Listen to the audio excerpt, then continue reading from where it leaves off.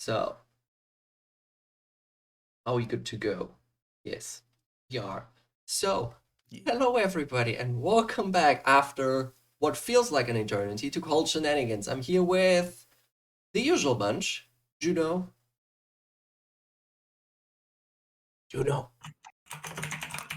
Right. Hang on.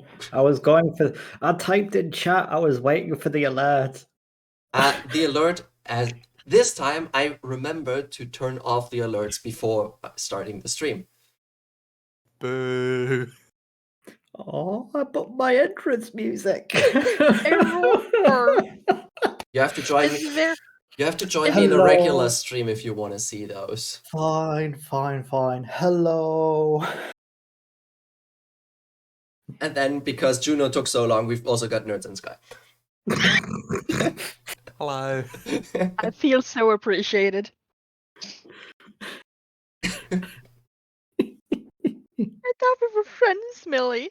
We are, and that's why I give you all a recap instead of demanding you rely on your own notes, because I'm pretty sure that won't work.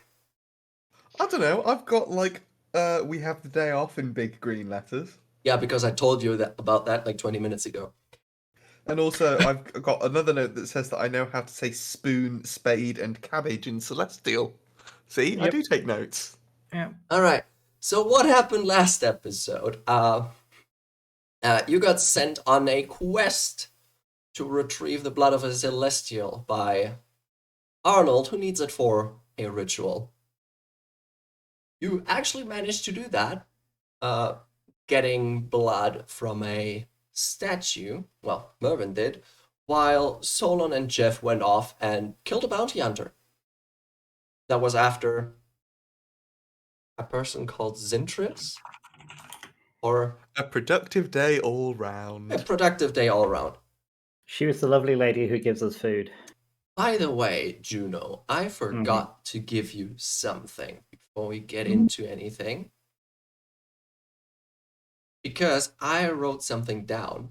You know how Esther gave you this clear liquid in a vial and told you to, under no circumstance, drink it?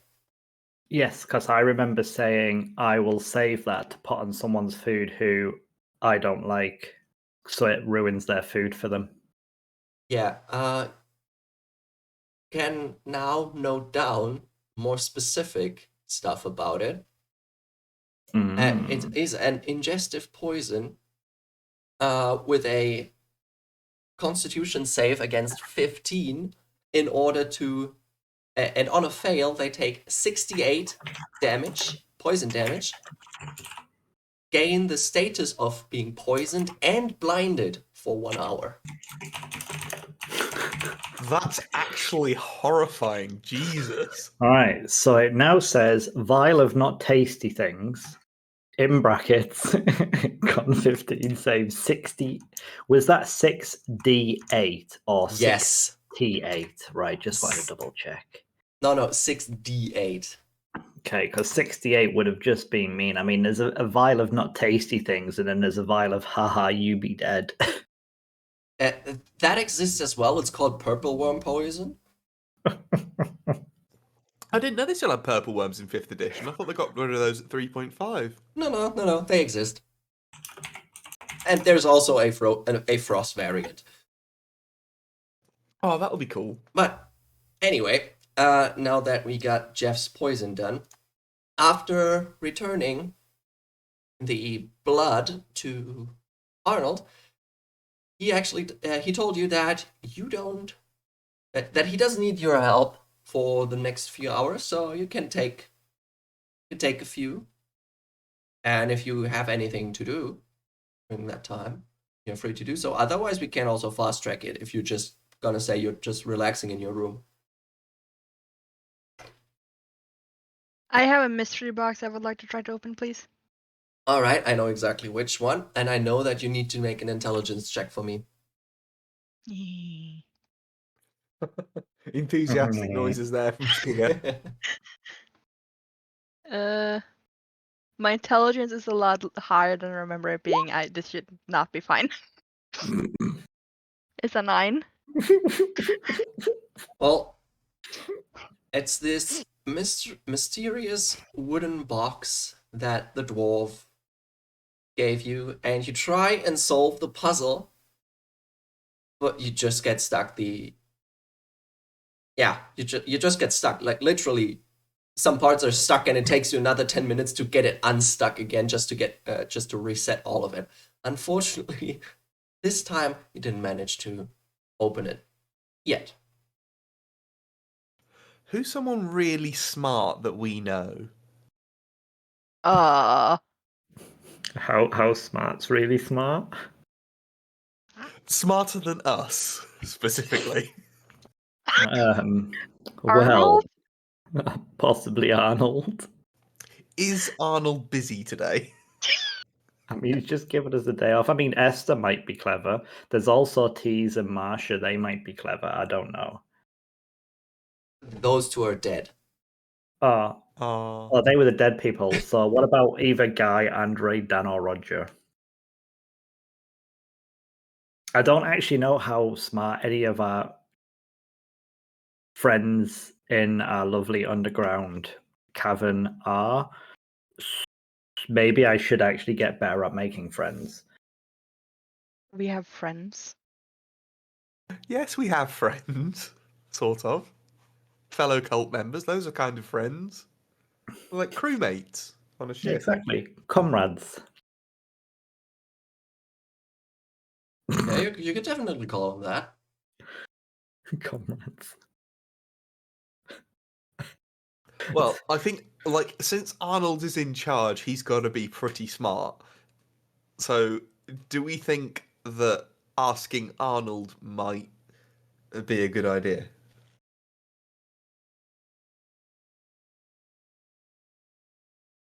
I think asking Arnold should be a great idea. It sounds awfully sarcastic.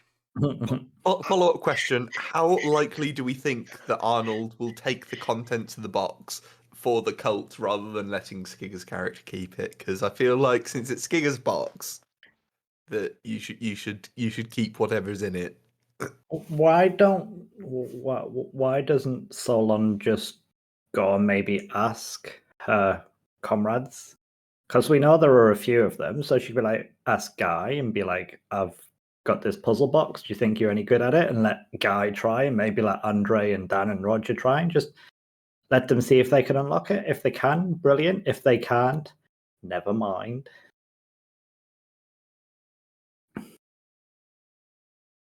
You know what? Let's play a game. It's called Let's See How Long It Takes Before the Rule of Large Numbers just gets us through into this box by chance. How many people are there in this city, Millie? Well, there's 13 cult members, excluding you and Arnold. And there's a few thousand in the city. So, what are the odds that one of those rolls a natural 20 on their intelligence check? Considering the fact that on skill checks, a natural 20 is not a critical success, Oh, it might not matter. I suppose if we rolling go a 20's no good if you've got -5 to intelligence.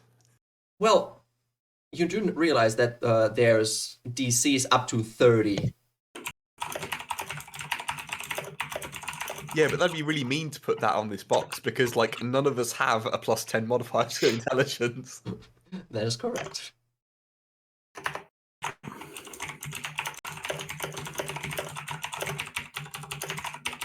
Also, you cannot feasibly, you will not be able to feasibly ask of all thousands of people in the time you have free, in your free time. That is a fair point, yes.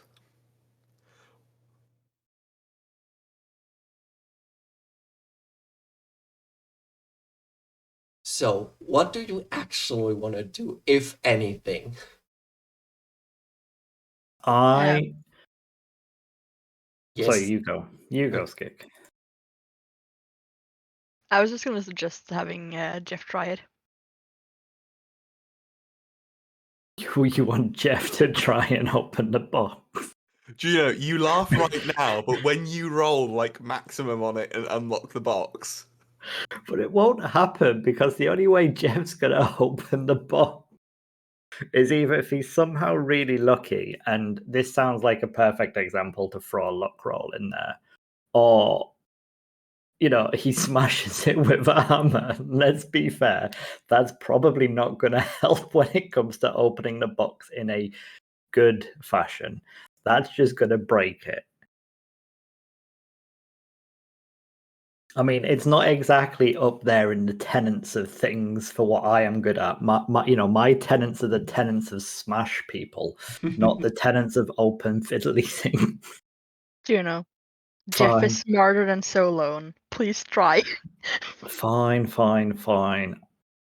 Jeff is so Solon's obviously come up and asked Jeff, and Jeff kind of looks at the box and goes, I've always wondered how these kind of things work. He's simple things. He's never really played with any puzzle things. So he takes it and he goes, so am I just trying to open it?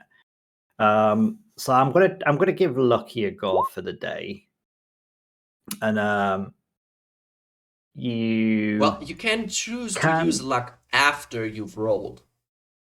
Because I was just wanted to double check whether it actually works for skill checks. It works for any roll. It's any ability check. All right, okay. So in that case, then, so an intelligence roll, is it just intelligence or just straight up intelligence roll? Yes. Well, this is a +0, so why not? rolls 16. Actually rolls pretty good up there. He takes the box, he's having a good look around, and he can, I don't know, maybe see some of the lines and indents and things. I don't know. So you definitely do not get stuck. Well, you don't wedge any pieces in an unfortunate way.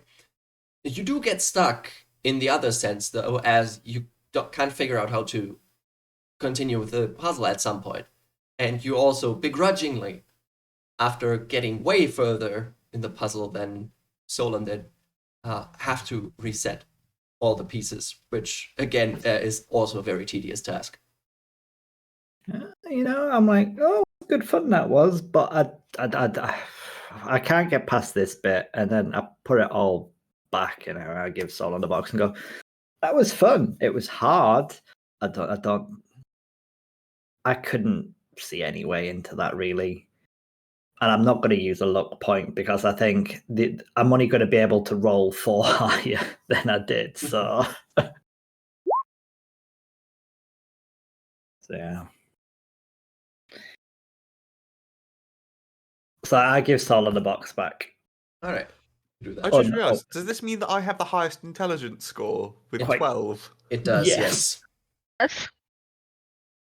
We're just a bunch of average Joes when it comes to, smarts. We're smart, but we're not educated, apparently. That explains a lot about the events that have transpired with us. I don't know what you're on about. It's not, I mean... You need to be book smart for some stuff, and you're just not that. Or, well, logic, or really good with logic puzzles. I mean, me and Solon are obviously good for having unfortunate accidents involving my hammer in people's faces and stuff. Mm-hmm. That.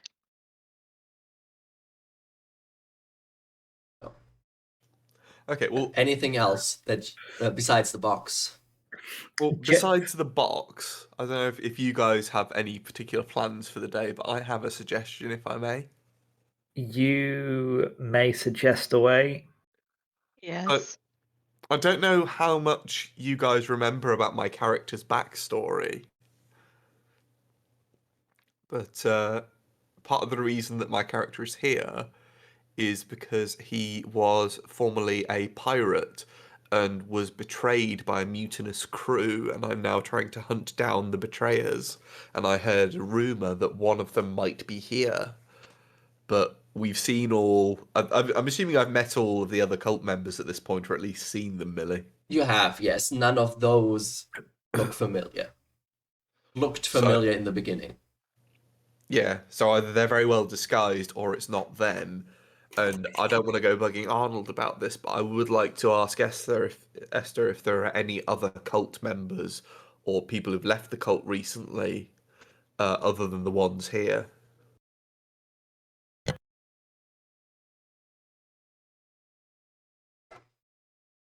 All right. So you look for Esther, and you find her in her usual spot in the kitchen. Somehow she's not cooking food. It seems she's cooking. She is cooking something. It's not. It's just not food. It's some sickly greenish liquid that she has on the stove right now, and it smells very pungent. But as you enter the kitchen, she looks up and um, greets you with a smile on her face. So, Mervyn, what brings you here again? Esther, I wanted to ask you something, and this may seem a little out of the blue, but I wanted to know: are there any other members of the cult that are besides the ones that we've met here? Anyone who works outside of our little commune here, or anyone who indeed recently left the cult? I'm trying to find someone specific, and I've not found them yet. Well, usually people don't leave here. There is one that fled a few months back, actually. And I mean indeed fled because he stole from Arnold. Was very very pissed off about it, so he had to leg it in order to not get caught by him. I don't suppose you Don't could quite know describe where this he went. person for me.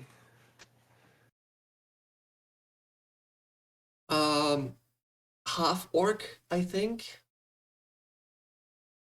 Got a little bit of a goatee going usually.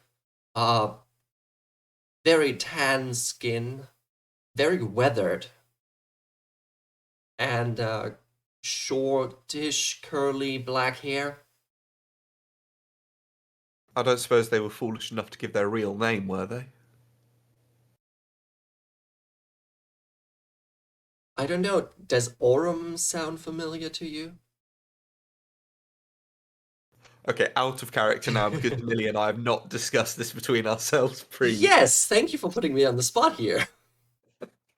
So, is this someone that Mervyn would recognise as a former pirate? It sounds like it with how weathered they are and tanned. Yeah, you actually do recognize the description and the name for a fact. I knew a half orc could be dumb enough to use their real name. That is very assumption. That's a bold assumption. Well, allow me to rephrase. I knew that the particular half orc that I had in mind would be dumb enough to use their real name. All right, saved your ass there.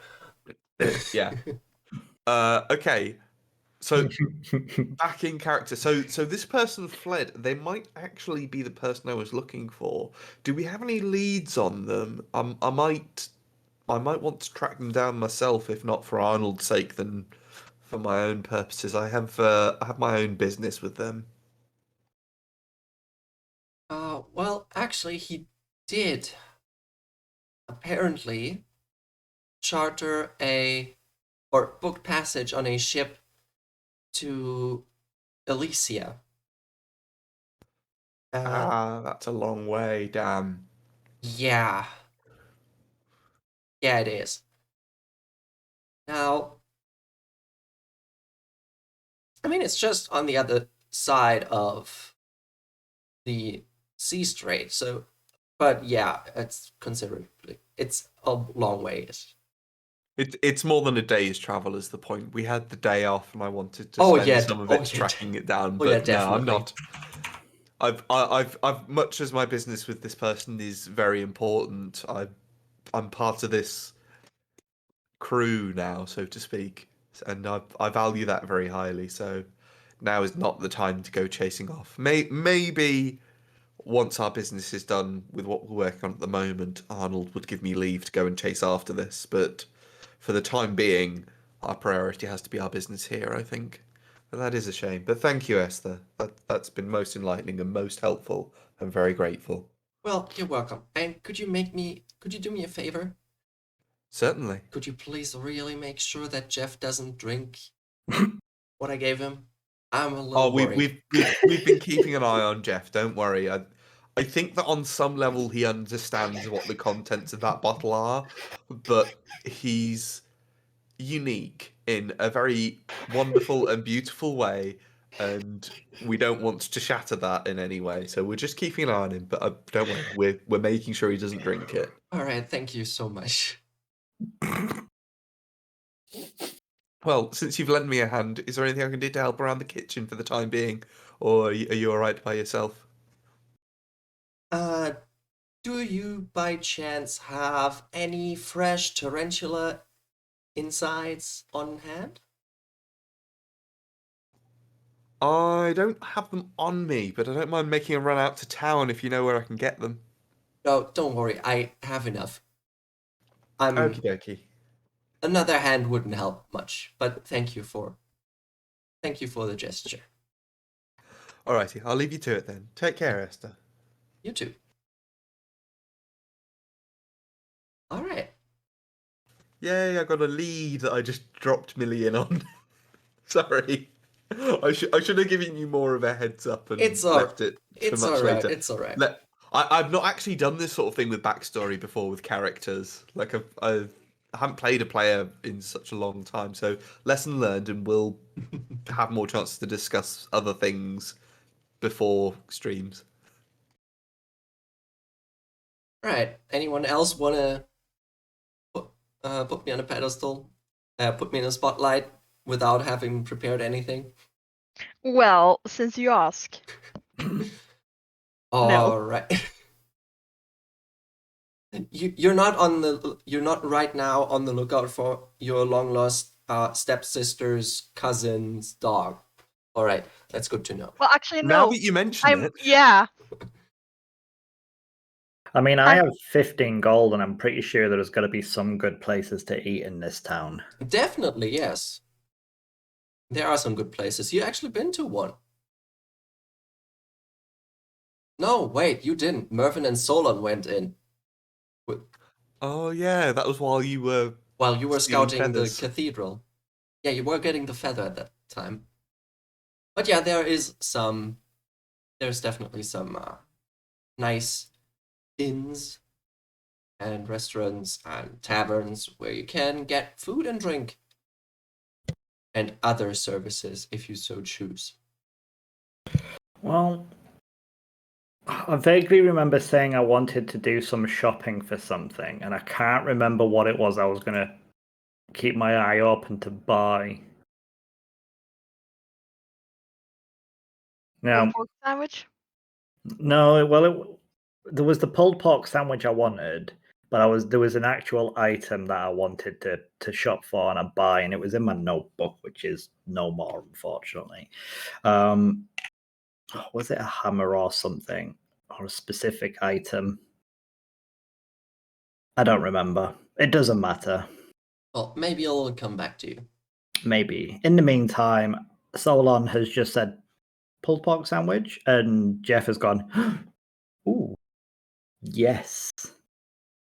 And that's what Jeff wants to do for the afternoon. All right. You go ahead and go looking for some pulled pork sandwiches. Make an investigation check for me. Investigation check. Dun dun dun. I rolled a 3. Doing good. Unfortunately, you do not find anywhere where you can get pulled pork sandwiches, let alone any pulled pork. Oh, this But town is disgraceful. you do find one inn that serves fresh boar at the moment. Sounds good. Okay. Boars are basically pigs, right? Yeah. That will do.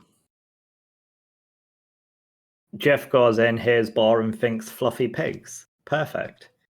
Can get a nice serving of boar with some steaming hot potatoes on the side. It's not quite For a bread 5 bun silver and some pieces. applesauce, but that sounds good. 5 silver pieces. Yeah, and the ale that goes with it for another silver piece. That It's sounds good ale with a slight honey flavor. good. And if I remember rightly, it's 10 silver per gold, so I won't Yeah. feel bad paying with a gold coin. So cool. Alright. So let's go. So- Nom. So is that 4 silver as a tip, or did I get that? No, I will Right. tip 1 silver for now, and if the boar is really good, I might leave some more. All right, get the rest of your. You get the change, and yeah, usually you don't have to tell me what exact coins you want to pay with, unless you really want to spend more or less than Fair than enough. said. I just didn't want to slap a gold coin down and someone look at me like I've tried to buy 10 Oh, no. piece worth of sweets with like £100 note. No, paying with gold coins isn't that big of a deal. Single That's good. gold coins. If you were to slap down a platinum piece, that's a different story, because those are usually not seen often outside of the richer circles. I imagine they're like our £50 notes. Yeah, that's basically Yeah. paying with a £50 note for like a hot dog. That would be Yeah. the equivalent, I guess. Can the rest of us join you for this meal, Jeff, or have you gone off by yourself? You're welcome to come with me. You'll have had just followed me around for a bit whilst I tried to find places that sold pig. Making sure that you didn't get into trouble, I imagine. Drink the liquid he got from Esther. No, that's made of not tasty things. I won't drink that. Yeah. But yeah. So you said it's 6 silver for the whole arrangement, didn't you, Millie? Yeah, I did.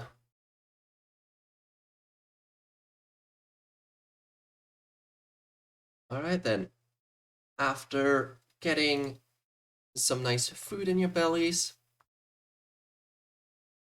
you at some point drag yourself back to the hideout and decide to take a nap until it is time for whatever Arnold has planned for you. A nap sounds good. So, at some point later actually at night, you get woken up by a knock at your door and you hear Esther's voice. It's time now, Arnold. He is waiting for us in the cathedral. Okay. Okay, I'm up. Okay. We'll be there shortly. Okay. Do you bring anything specific to the ceremony? Apart from just being dressed nicely as best as I can make myself look presentable. So did he say it was going to be some kind of ceremony? Yes. All right. In that case, rather than wear my common clothes, I put my vestments and stuff on that I got. And I bring all my kind of like holy bits with me in case, he wants me to help. All right. Sky? Yeah, I was just I think Solon also dresses up appropriate for the ceremony. All right, all dressed up nicely. Yep. Just a cheeky little question. Does dressing up nicely include your armor and weapons? I mean, That depends on what we're dressing nicely for. a religious ceremony. A Yes. religious ceremony that's totally not going to go wrong and summon some sort of horror that we have to beat in the face. Well, to be fair, I think like Solon's most priest robes are also her armor, so Actually, considering you're a death cleric, yeah. yeah. I'd also say Jeff's vestments are also partially his armor. I was going to say my vestments can go over my chainmail, but seeing as I'm gradually becoming, there's no gradually, I'm actually level 3 now. I'm actually a proper paladin. Yeah. Maybe Jeff has just naturally got used to bringing his gear with him then whenever he's going out. Maybe he's transitioned from just wearing his vestments to wearing his armor and his shield. Right. Is there just out of curiosity for future, Yeah. would it be possible to combine my holy symbol onto my shield permanently rather than just having it as like the string around the handle and drips over it? Yeah, no, definitely. There's a holy symbol can be multiple things depending on. It mostly depends on who you are serving or what you are serving. That mostly determines what's the most usual way of presenting that. But especially with paladins, having their holy symbol on their shield or weapon is a fairly common thing. Okay, that makes sense then. So for anyone who's watching and hasn't got a clue why that sounds odd, Jeff doesn't know he's a paladin. He just happened to keep reading this prayer book for this particular cult's goddess, essentially, and has indirectly become a paladin. And I'm going to assume then by reading the book, in the book, obviously everyone's always wearing their armor, or they've always got their swords and their shields. They're always shown to be like, I don't know, in my particular version of it, let's say militant. So yeah, no, in that case, he'll come in his chainmail with his shield and his holy symbol, with his vestments, however, over his armor, built in to be part of it. God, he's actually sounding more like an actual picture book paladin now, isn't he? Yeah, he does. Oh, wow. How did this happen? How could this happen to you? You made a mistake. Oh, I need to figure out how much weight I can actually carry, because More than what you're carrying right now. We'll figure that out later. We're gonna figure that out later. Yeah. All right. So yeah, no. So apparently Jeff is he's turned up in his vestments, but that also includes his holy shield and armor. Fair enough. Oh, with his priest box and stuff in front of him. All right. Now the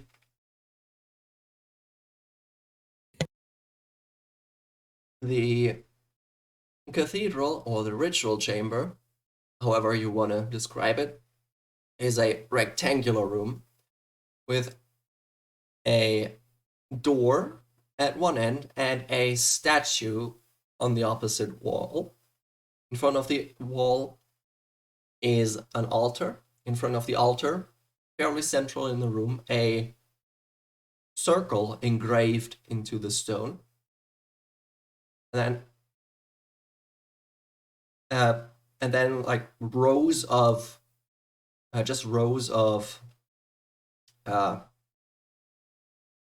pillows, small pillows where people kneel on. So you pile into the room, and there's at the back, there's one spot left on the right, and two spots on the left, where you can take your position.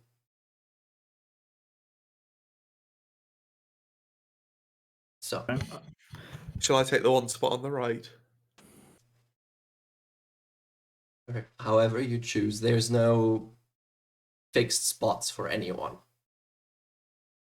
I ask Arnold if I can help, and I'm like gesturing at my priest packing arms box and stuff, going, "Can I help?" He holds like his arm up and says, "No, it's all right." In that case, I'll go put that stuff down in like the side of the room, and then go take my spot. And yeah, after a bit of murmuring,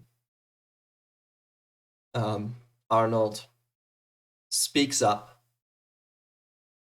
Thank you all for coming, and thank you all for providing us with all that we need to finally contact our patron, the corrupting touch. It has been a while, it has been some time, and I'm very thankful to all of you who stuck around and put their sweat and tears into achieving this. And today, it shall finally happen. And with that, he begins to chant in a very guttural language. What languages do y'all speak? Let's start with Jeff. So Jeff speaks nothing apparently in my character street spoken. Let me skip me, come back to me. All right, Mervyn. I speak Abyssal, Common, and Elvish. All right, you actually understand him. Solon.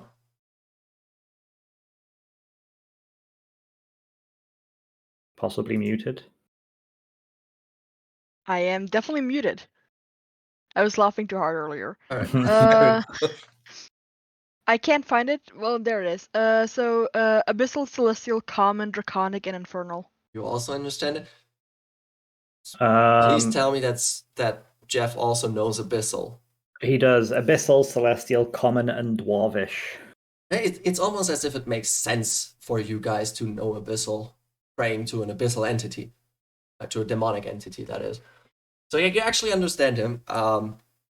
The gist of it is basically an old prayer that is, or could also be counted as a poem, praising the might of Versiopa and asking her to break through the veil that keeps her on her plane and get in contact with her followers that are gathered in this very room.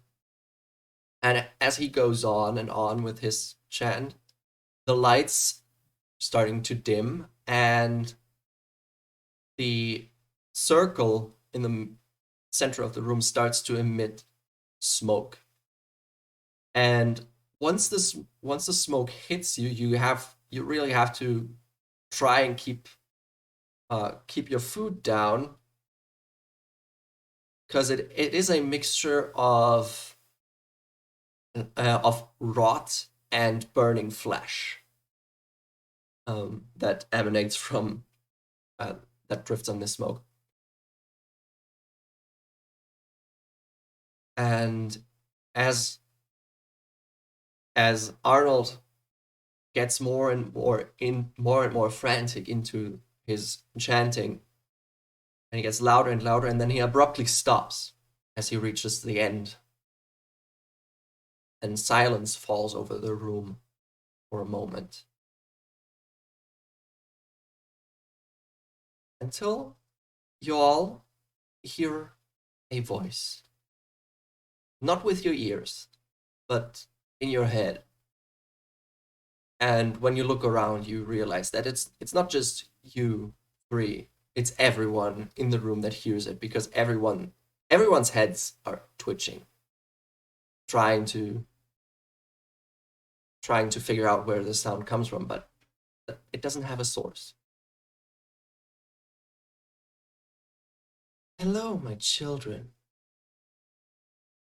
I sense you all have been eager to commune with me. However, I have no use for most of you. So, show me your dedication. 3 of you live. And silence falls once again.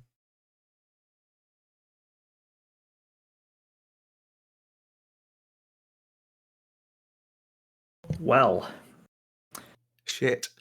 no. This is just Jeff's gonna go. Well, and just draw shield and hammer because for once Jeff actually knows exactly where he is because he's been caught out in this position before, but this time there's no running away, and as far as he's concerned, God has Everybody roll spoken. initiative. God Oh, has dear. spoken.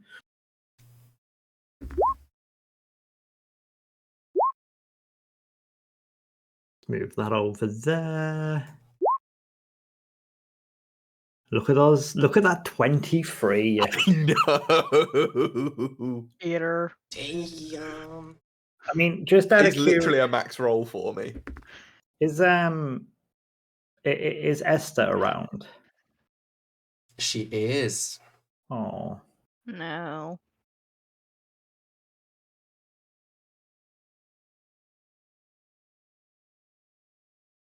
Right, we got a 23 for Mervin. We got a 5, and then we got more 15s. Jeff and Sky, what's yours? Dex mod? plus Uh, 1 for myself.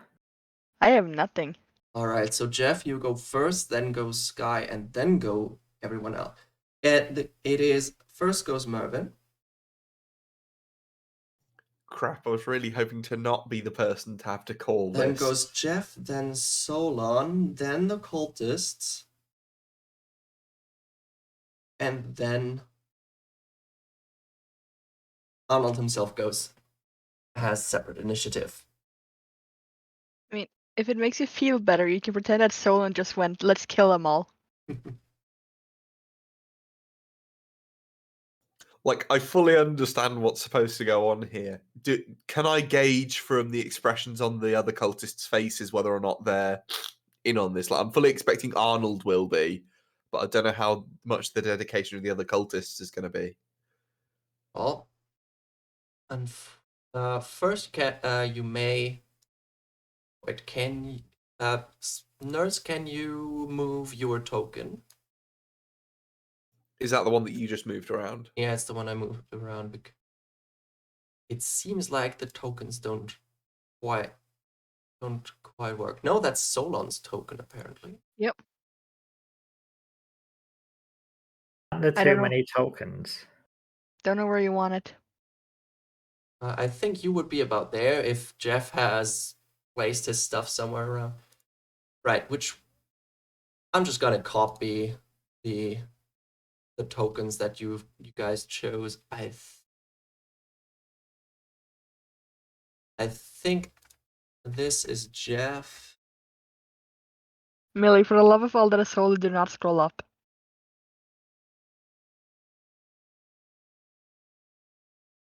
Why? What? On the doodle board. Don't scroll up on it. Oh, all right. And which one? Which one was Jeff? No, I have Jeff. Which one was Mervin? Let's just get this elf right here for now. Yeah, I was going to say, I genuinely don't remember which one I chose.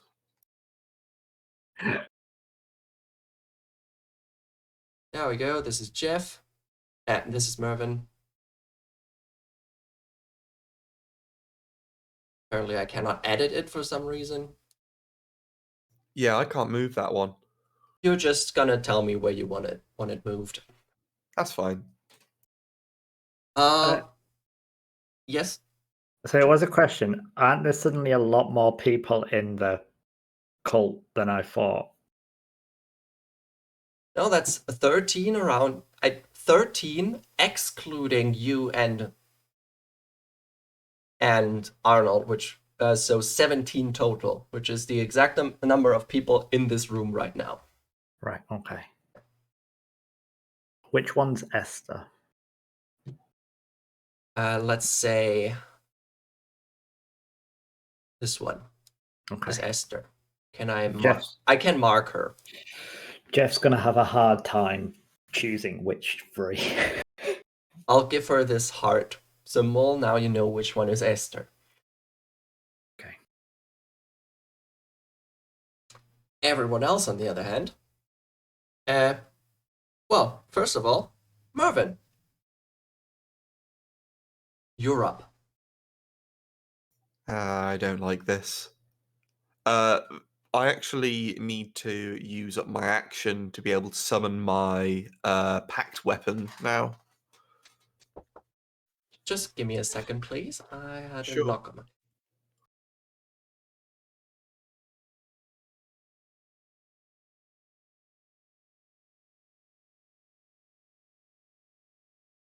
Well, I know what my first action is gonna be. Like I'm fully on board with murdering all of the other cult members. Like even Arnold has been kind of a jerk sometimes, but Esther has been genuinely lovely, and I'm worried about her positioning because she is right in the right position to be surrounded and murdered. Only 3 of us can live. Apparently, I my know that's the other roommate, problem. apparently my flatmate just returned after visiting his parents for like 2 months. Oh, and sweet. wanted to know if I was, I already went to vote. So Sorted. sorted. Exactly, Mervyn. I Uh, thought summoning was a bonus action, but well, apparently. It's listed as a full action. I actually looked this up just before because I remember it was a relatively new feature and I wanted to check up on it. So yeah, it's fairly straightforward. But it being the packed weapon feature, is it still a spear or is it another weapon? I went with a glaive in the end because I wanted a reach weapon. Yeah. All right. So you snap your finger and summon a glaive out of thin air, which the three people right around you don't appreciate. Okay, but then I follow it up. I would like to back away 1 square down closer to Solon and Jeff, please, and just adopt a defensive posture as best I can. All right. Well, there is a thing called the dodge action, but unfortunately, that's an action for you. Yeah, I wouldn't be able to take the proper action, I know. So you just move down. Let's say you know what? The 2 guys will take swipes at you. Oh, does this not take 5-foot steps in this? I'm remembering an old edition you used to be able to move 1 square without attacks of opportunity. Nope, not a thing. Cool. You're still in range of one of them, but 2 of them get attacks of opportunity on you. Yeah. One rolls a... Oh, that's an 18. I think that hits. Yeah, I've only got AC 14. And the other one rolls a nat 20. Thankfully, they only have, like, daggers hidden inside their robes. They're just there. So the first one deals 2 points of piercing damage, and the other one, the one that did the crit, gets... Oh, that was a 4, 6, 7 points of damage on the second one. Okay, that has done a fair bit of my health. Good job I rolled maximum when I was gaining HP while leveling up. Yeah. Is there anything else you would like to do on your turn? I don't think I really have the actions for it, if anything else. But yeah, You gonna might have stay a where I am. bonus action, but I don't think I've got anything that triggers bonus actions at the moment. all right, then Jeff.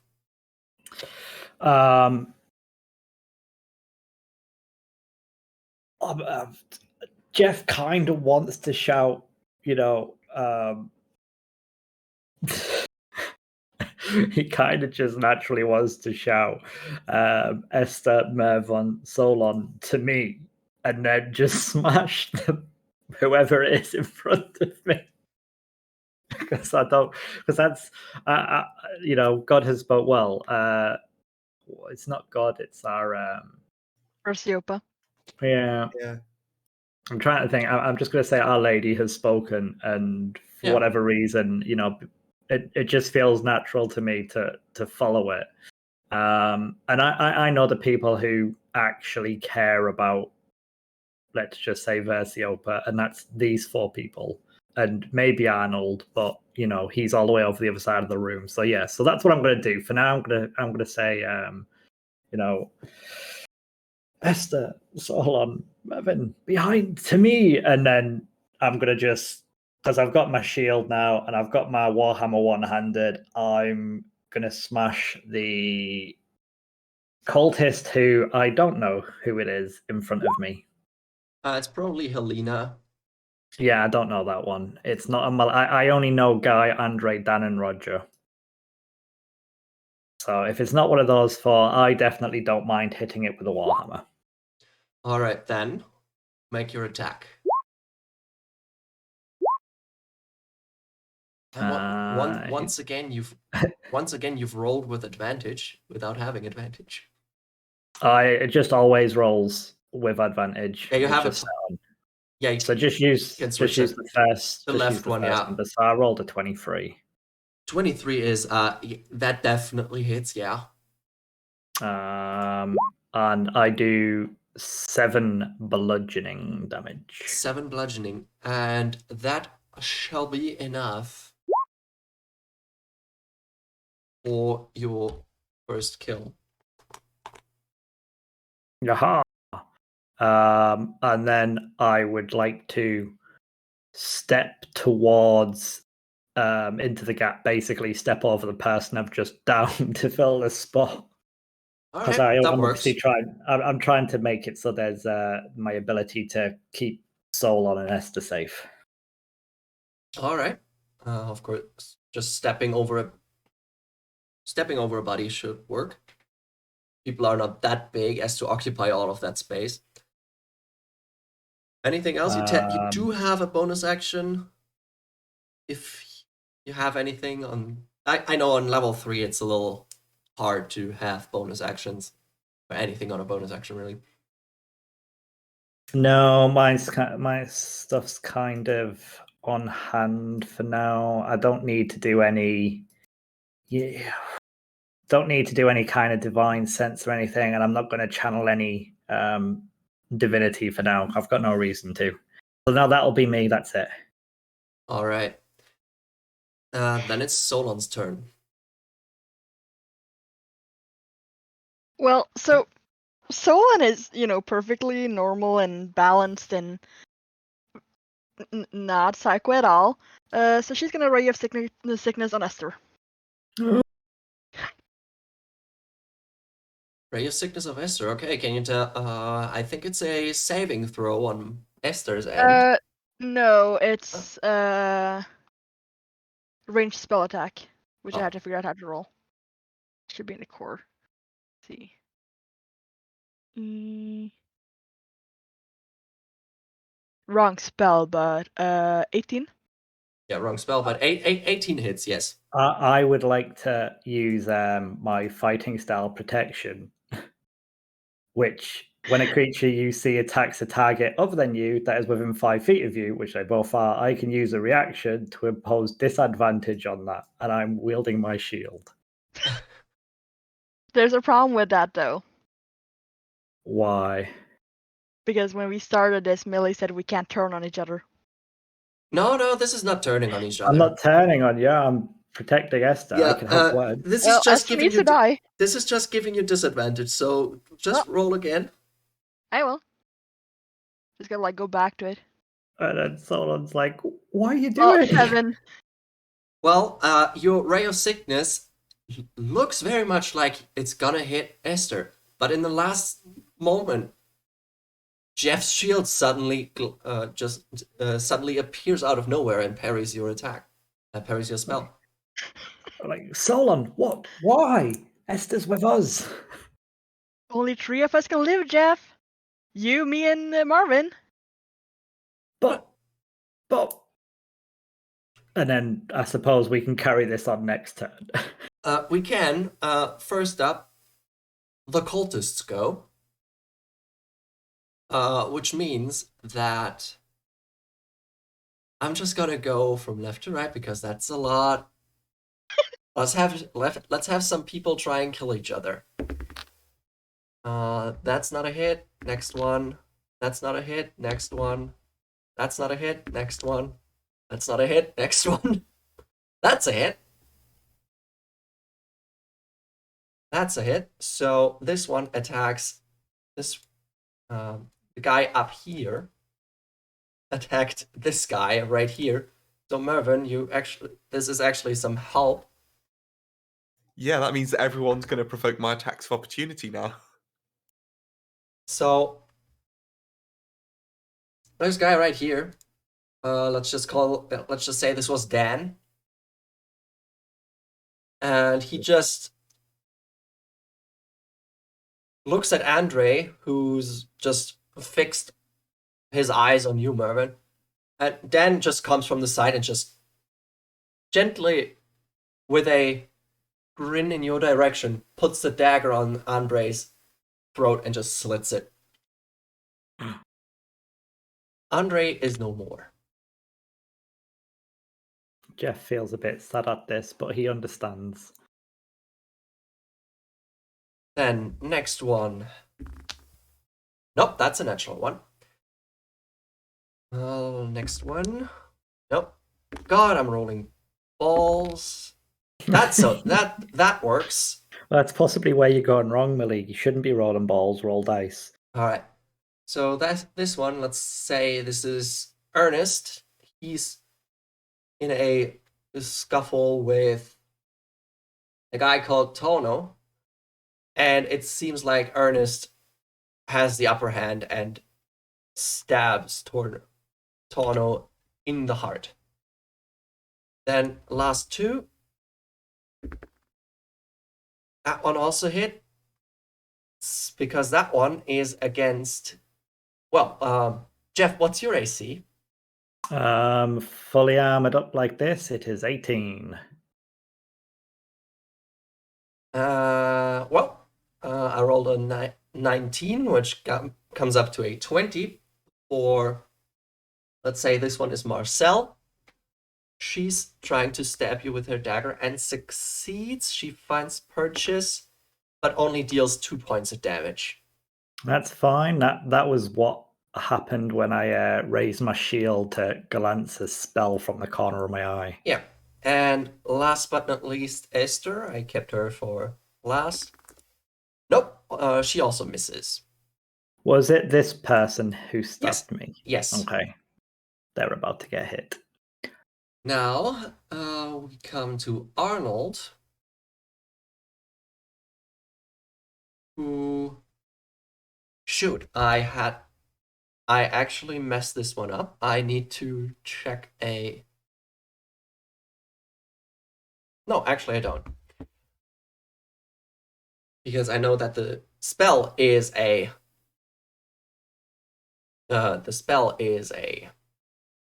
bonus action. So Arnold, seeing the chaos that just erupted, whoever looks at him just sees that he clenches his fist for a moment, and a ring on his right middle finger glows for a second. And he just appears right next to you, Mervyn, and storms past you. Assuming you're not trying to block him, he will try and storm past you. I don't know, it's kind of tempting to block him, because he's basically our leader, he's our captain, he's abandoning us. Oh, I'm going to be having words if he's... Well, if he doesn't move, he is definitely getting a channel divinity going his way in a second, because Jeff is annoyed. Well, yeah, I don't think he should be allowed to just leave. All right, so you're blocking his path then. I say you need to deal with this. This is not how this was supposed to go.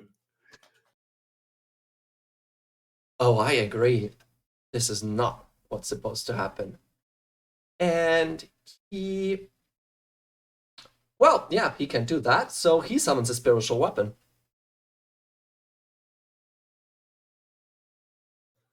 Okay. Is that all of his turn? Well, the thing is, casting Misty Step is a bonus action. Casting.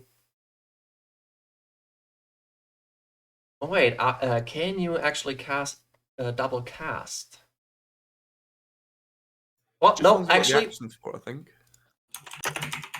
Well, anyway, I just pull out a water weird to be a spiritual weapon, just so you know where it is. Spiritual weapon appears right next to you and is actually allowed to hit you. Makes sense. And if I remember correctly, first it's a spell attack against your AC. Do I not get a chance to interrupt the spell casting because he's casting a spell within melee range of me, though? No. Okay. That's not a thing in 5th edition. Well, at least not without a feat. I rolled an 18. That's plus his spell attack, plus so it's a 21. I'm pretty sure that hits. Yeah, that's going to hit quite easily. All right. Oh, it's just 1d8 though. So 1d8. If I manage to not throw him away, it's a plus spellcasting modifier, which is wisdom. So just an 8. You take 8 points of bludgeoning damage from the... Or is it bludgeoning? Force damage. You take force damage. Okay, down to 10 HP. Oh, nice. Well, now it's Mervin's turn again. Last thing, he just looks at you and says, "Move." Oh, yeah, now it's Mervin's. Okay. I'm just looking at my spell list. One moment.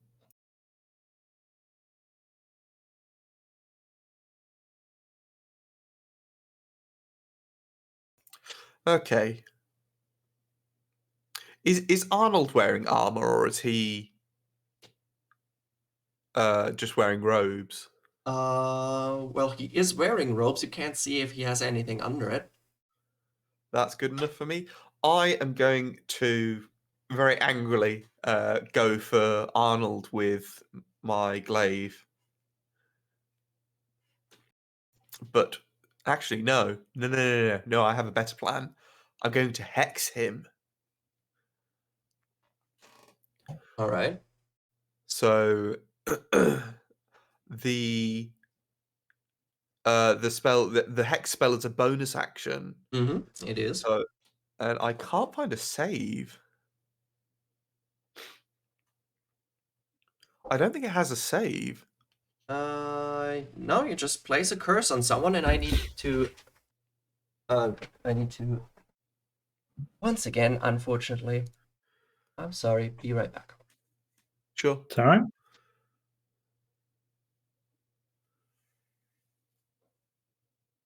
Huh. Yeah, this spell lasts for like an hour, and then like I can just switch it to new creatures as the combat goes on. That's quite that- cool. That's Mm. cool. Also, So, I just realized I was muted, but I was asking how to private message someone in Roll20. Oh, /W space the name. Okay, cool. Thanks.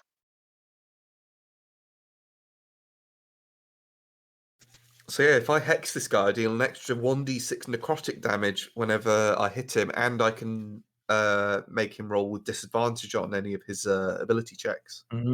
If he hadn't have moved, I was going to do my channel divinity, which is like I think it's like a DC 15 wisdom saving throw, or he's stunned or feared and can't move for like a full minute, whilst shouting like, "You Wow. did this!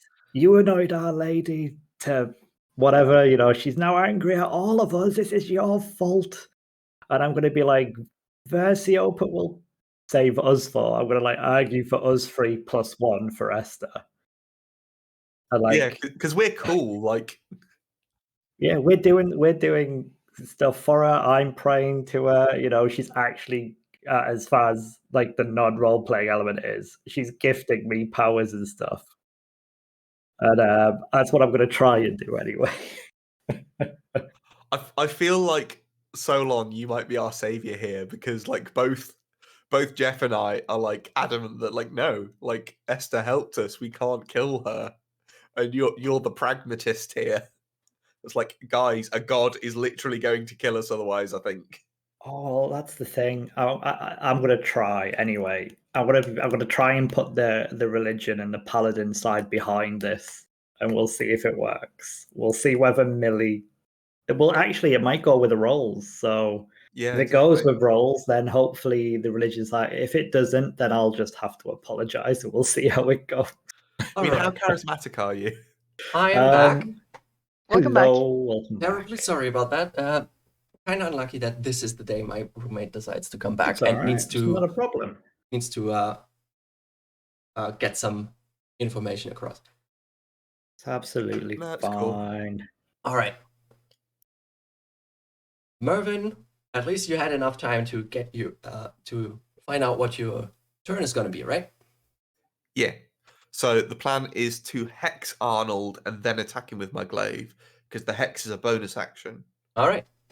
Bonus action hex, and then you make a normal weapon attack.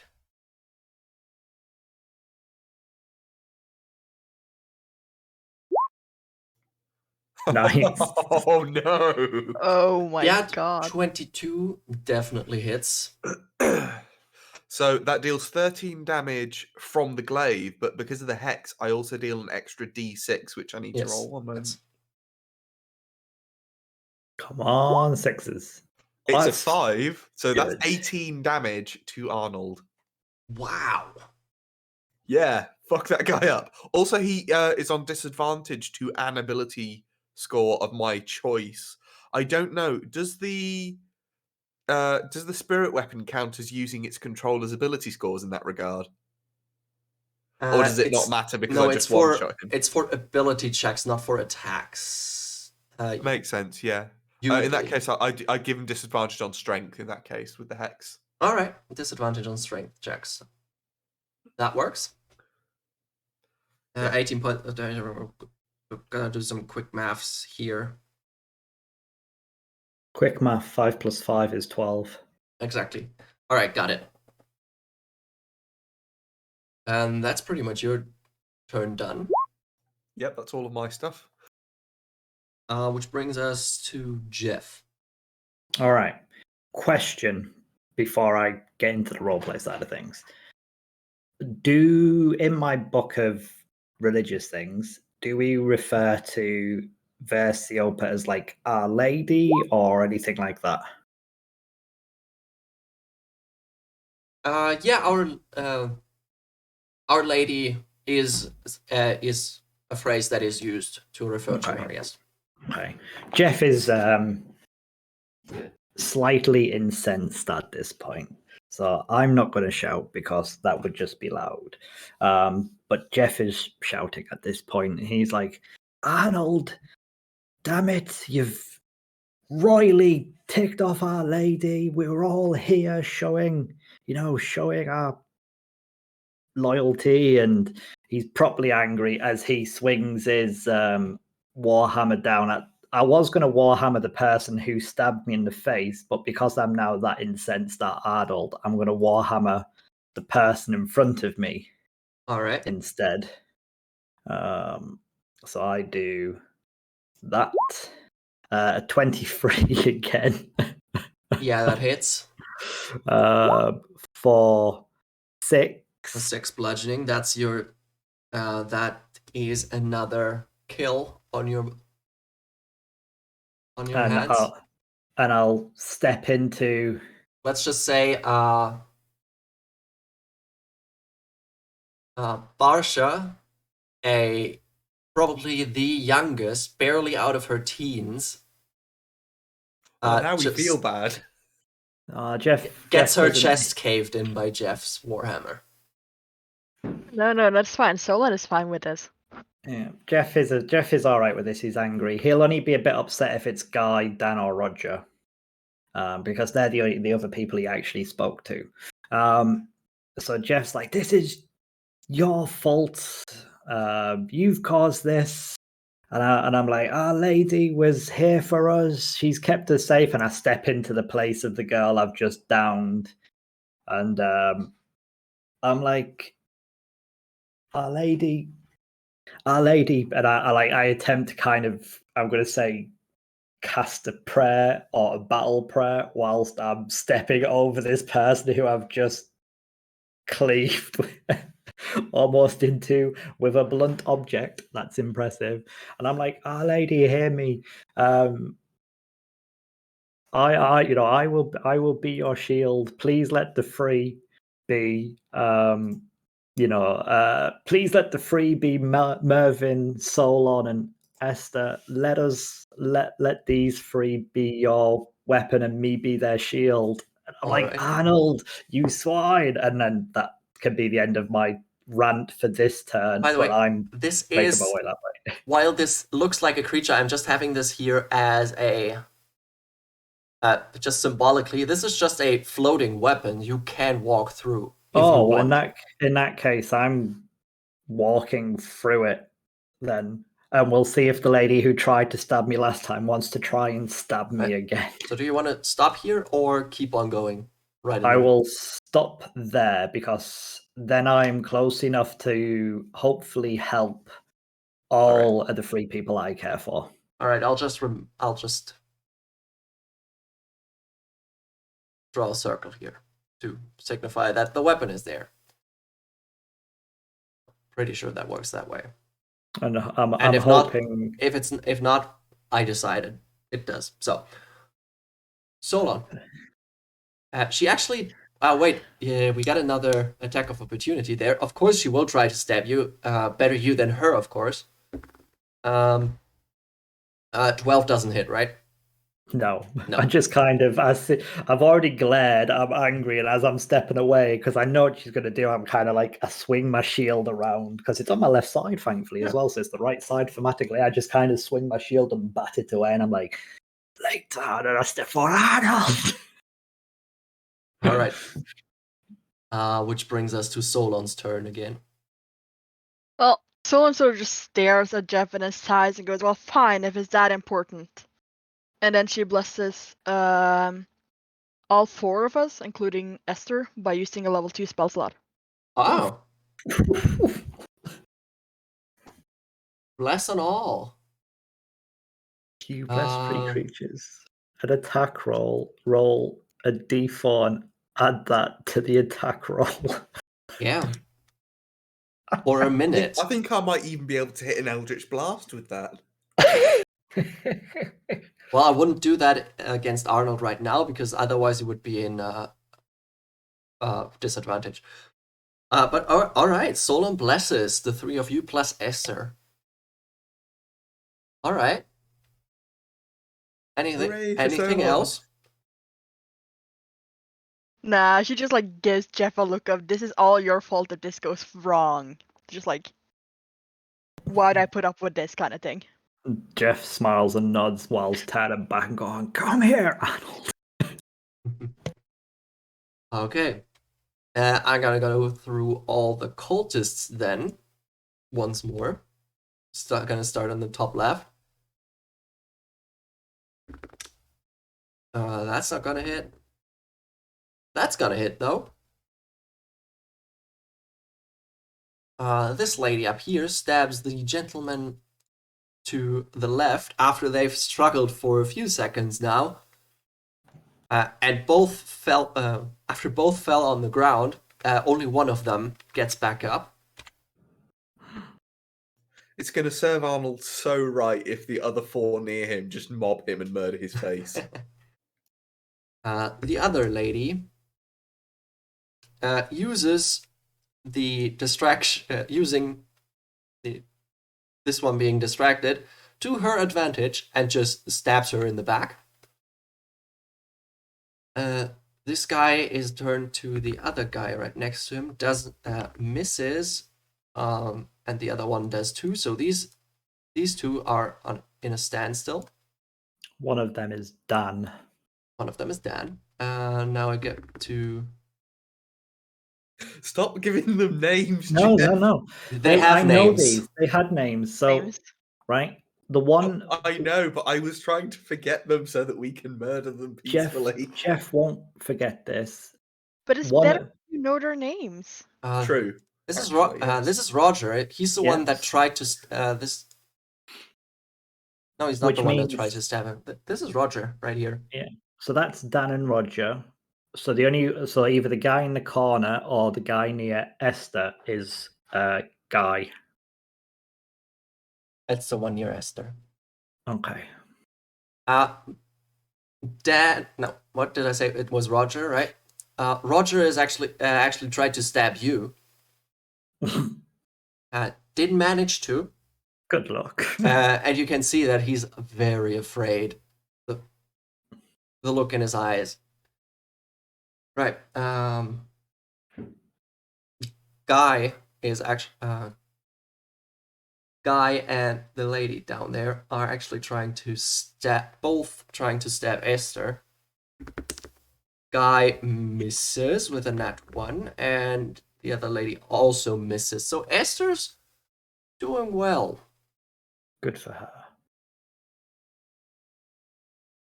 Esther is actually doing well.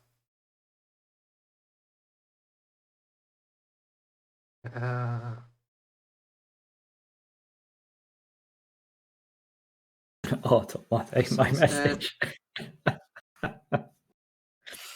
Yes. All right. That's all the cultists except Esther. She is trying to stab the lady in front of her, which I just found out is called Jeanette. Now that a bunch of people died, it's a little easier to keep track of the names. Wait, so you already named all of the cult members? All the cult members had names, yes. Yeah, there was Arnold and Esther and Guy and Andre and Dan and Roger and all of the people I didn't care about. They all had names, yes, nerds. They all had names. Esther doesn't manage to kill to hurt Jeanette, though, unfortunately. You mean with disadvantage? No advantage, you mean?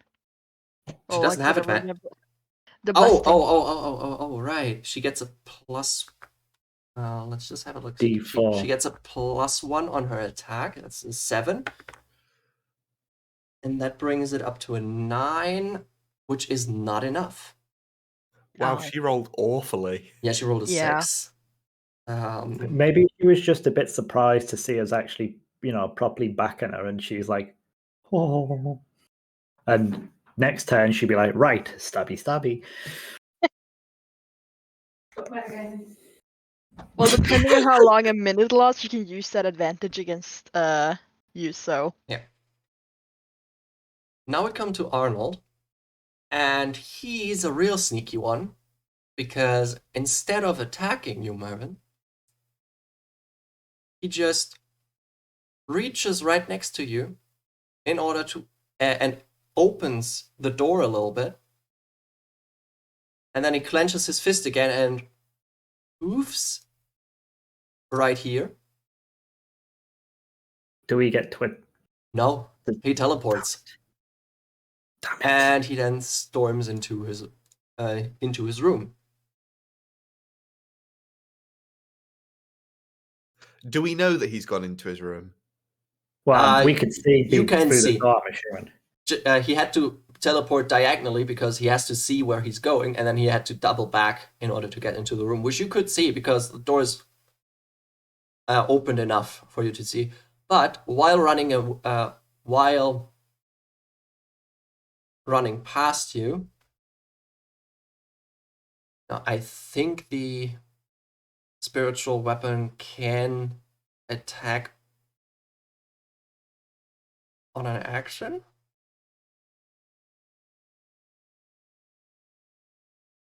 Oh no, it's actually a bonus action, so he actually uses bonus action, so he doesn't attack you this turn, though, with his spiritual weapon. And I take it the opening in the door isn't wide enough for me to actually be able to attack him. Because Well, if you can, I've got 10-foot reach, so right? If you, yeah, no, you can. yeah. Right, Okay. right as he runs into his room, you can actually attack him. But if you can see him, you can attack him. Yeah. Okay. Let me find my attack rolls. Good luck. Not so much this time. Although, don't I get to add the D4? Don't I? From You You You do. do.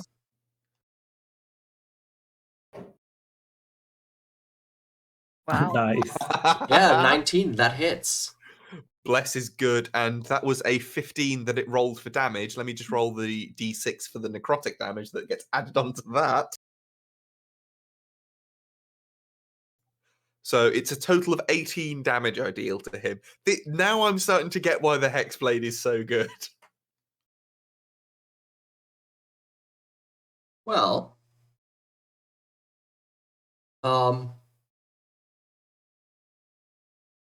as Arnold tries to, as he opens the door that leads into his room, you strike him, you stab him in the back with the reach of your glaive, and he doubles over and falls flat and motionless in the room.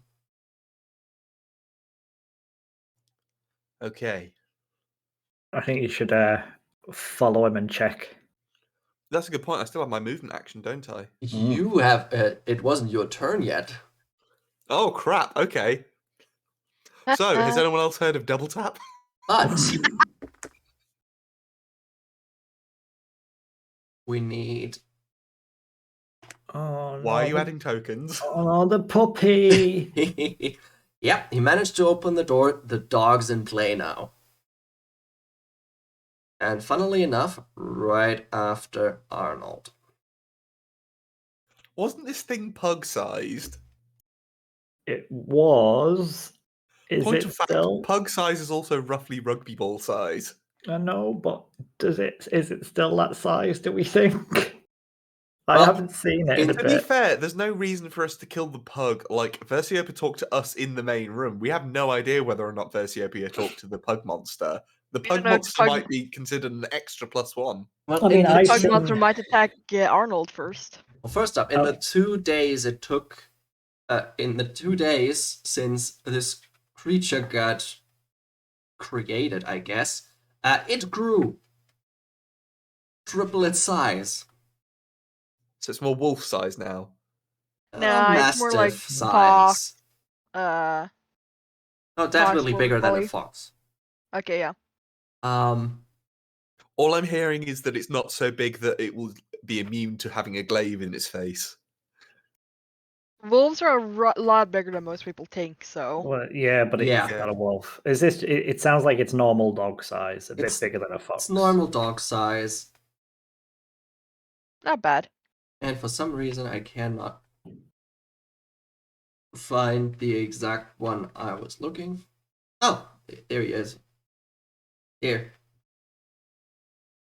Oh, when you try and DM in English but have the monster manual in German. Try to find the stuff you're looking for. Anyway.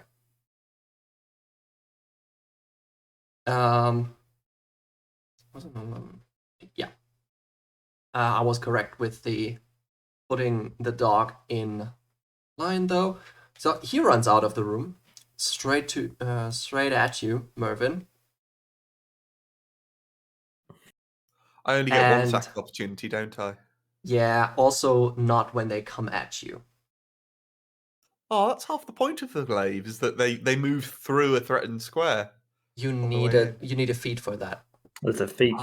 There's okay. there's a feat for that. It's called Polearm Master.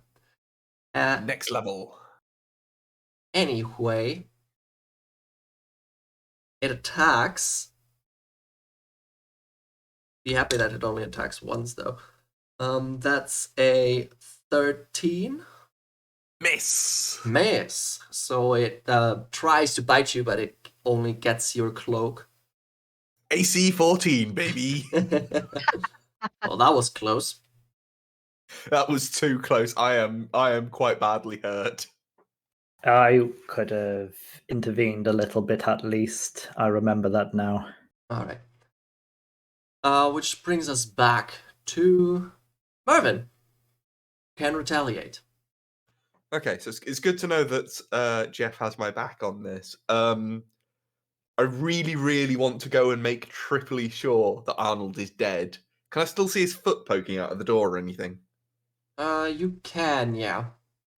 I want to keep an eye on that to make sure that he doesn't get away. So I've survived some grim wounds myself over my career. I don't want this to go.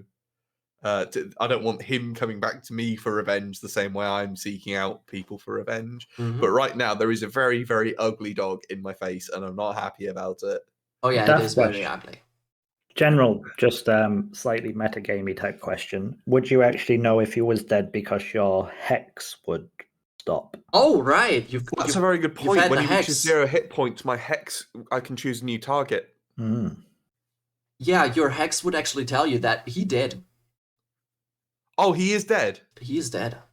Fuck yeah! Sorry, What? you, The dude deserved it. no, it's not that. You literally said earlier on, a cool thing with a hex is when it's on 0 hit points, I can move it to another person. So I was like, I might mention that just in case we forgot about it. Thank you. Yeah. No. Yeah, even I forgot that about hex. Yeah, Hex no. is busted strong. It in early levels, yeah, it can be very useful and very strong. Well, yeah, I'm just gonna keep him there because his corpse is special. Because he's the leader. I want his religious book to make sure it's like not got extra pages. So anyway, Mervin, what are you doing? I'm just checking. You I wanted don't to know if I move your can move my. hex. Yeah, I don't know if I can move my hex to the dog because at the moment that he died, I don't think I would have been able to see the dog, would I? No, you No, because weren't. he Yeah, went afterwards. yeah, you went afterwards. You wouldn't have seen the dog. Yeah, so I think I'm gonna have to have shifted the hex to probably the guy directly north of me. I don't know if you could put like a skull one. marker on him or something. Oh yeah, I can do that. He's hexed. You can Awesome. attack. You can attack him from where you are. I can, but the dog is the more pressing threat, I feel. All right. Much as I would very much like the hex to be on the dog, I'm worried what the dog's going to do in the time that it's got. So, I'm going to roll an attack against the dog. All right, you do that.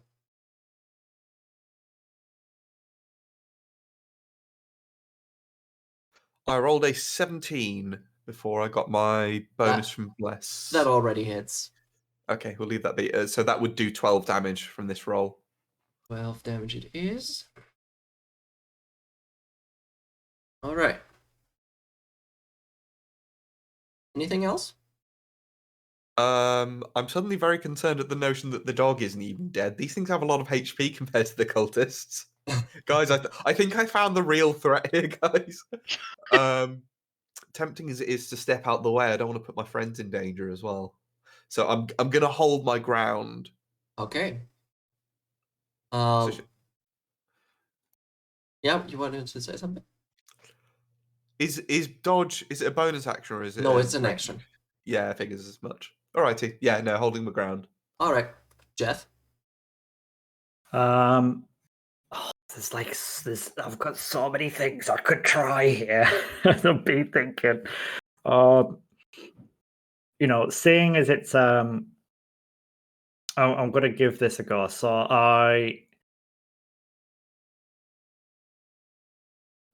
because I'm trying to have Mervin's back rather than heal this time, and knowing that the dog was, a kind of a summon for Versiopa, and I'm gonna like shout at the dog, and I'm gonna be like, bad dog, and then I'm gonna do sit,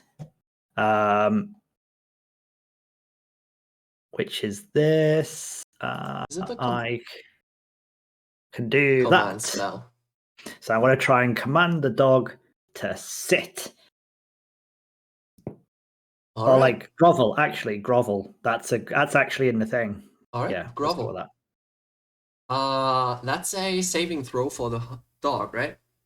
Correct. It has to pass a wisdom saving throw, and Wisdom. my DC is 12. I am so sorry. Hmm. I rolled an 11. The dog's wisdom score or wisdom mod is +1. It just passes. Oh, is it? I always forget with saving throws, you have to equal it or beat it. Yeah, it's always equal or beat. Damn it. It was worth a try. Oh yeah, it definitely was. And I don't have. So that was my Action. action. And I think my lay on hands and stuff are also. Lay on hands is also an action, I think. Yeah, that's also an action. And I can't do. Do I get bless or anything for stuff? Does that impact that type of thing? No, it doesn't. No, Bless and doesn't neither does impact this one. lucky. And neither does Oh! lucky. It does. Oh, add that Wait. to the roll or saving throw. You can Command. with No, no, lucky you attack. can with lucky you can force a reroll on an enemy as well. Oh, It's not just your rolls. Well, why not then? Let's see if I have the luck of it with a dog. Yeah. So I will use a luck point. You can also spend 1 luck point when an attack roll is made against you. Oh, it's just attack rolls. I'm sorry. Ah, well. Attack rolls never against you, not saving throws around you.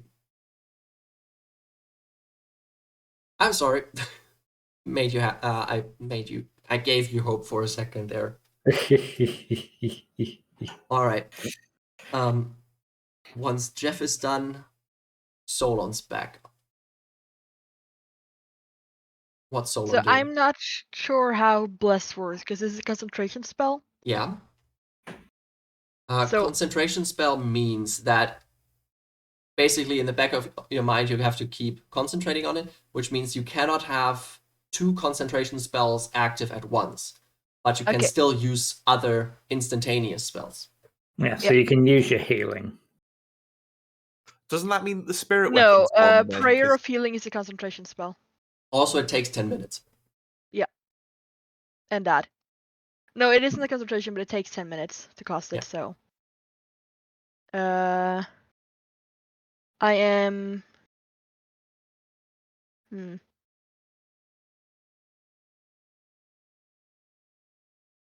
I think I'm gonna Ray of Sickness on the dog. All right. Let's see. Guiding Bolt. Oh. Plus your D4 for bless. Oh, right. Won't help. I'll save you the hassle.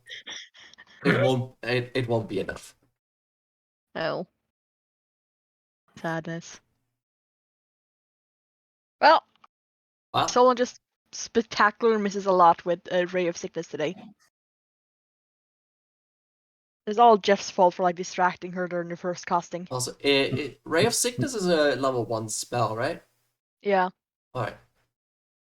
So I've got 1 spell slot left. I think I got 2. I'm not sure. You have you're level 3, so you have a max. Oh yeah, you've used a level 2 spell for your bless. Never mind. I'm sorry. Yeah, got 2 left. All right. Solon's done, which brings us back to the cultist. So I said the one at the bottom is Jeanette. So the one up top is called Katie, and she's trying to attack. Jeff, who was it that was in front of her? Is that guy right between you two? So it was. Where am I looking? Top or bottom? Top. So the top was Dan, nearest me, Roger above, and then Guy bottom left. So she's attacking Dan.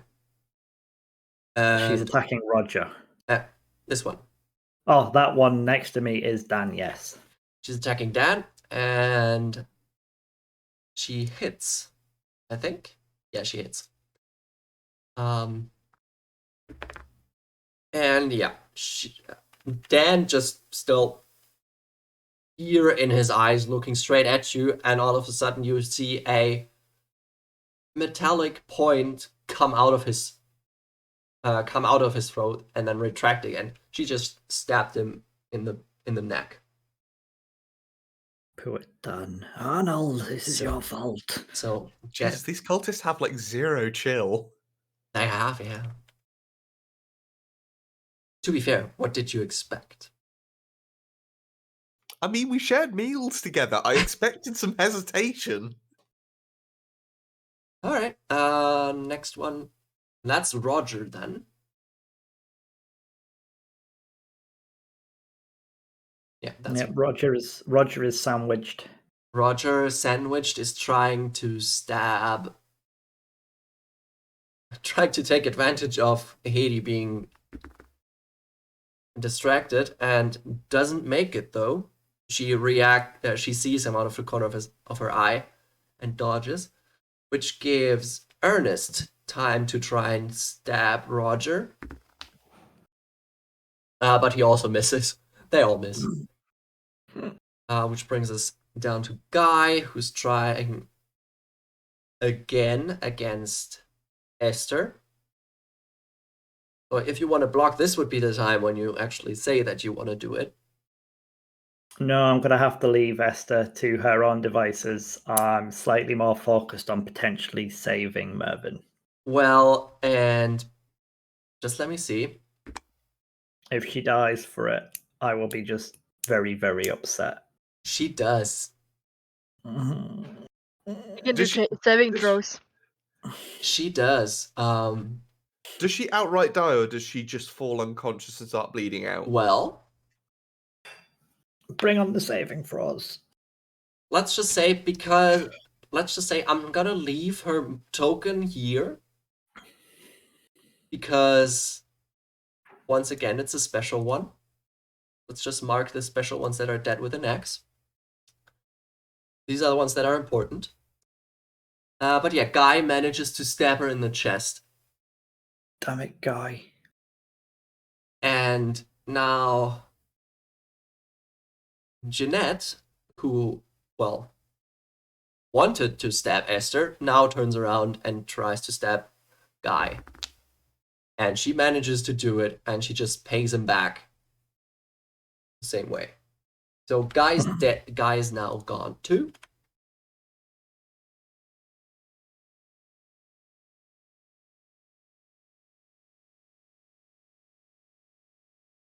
Yeah. Esther's dead, so that brings us back to the dog. And the dog, because he can't do anything else right now, well, he actually can. He will do this. Would you all please make a wisdom saving throw? Oh dear. The one stat I have no bonuses in. Oh no. 23. I got my hopes up then because I thought the 23 was mine. I rolled a 16. 5. Don't think I can do anything about that. It's a saving throw, so you have a D4. Yeah, you have a D4. I'll use that lucky from earlier that I didn't use. Well, you have your luck, yeah. So I'll use my luck and do because I've got 12 wisdom. And I will add the D4 to that. Oh my god. Is it a slash roll? So I have a 14. That is exactly what you needed to pass. Oh, bless for the Everyone win. passes except Roger. Everybody in the room passes except Roger. So what happens, actually, maybe you should have done that first. The dog suddenly lets out a ear-shattering howl, while sounding very scary isn't affecting you all too much, except Roger. He just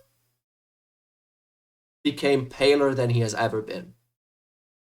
And Yeah, he but let's be started fair, to Roger was he a bit of started a wuss shaking. anyway. Yeah, you might say that, yeah. All right, that's the dog's action.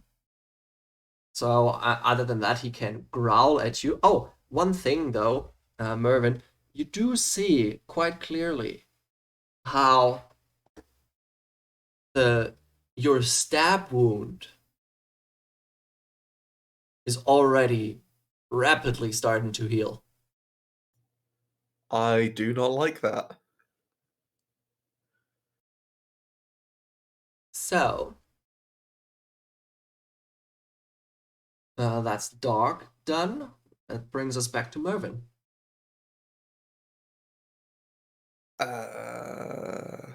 One moment.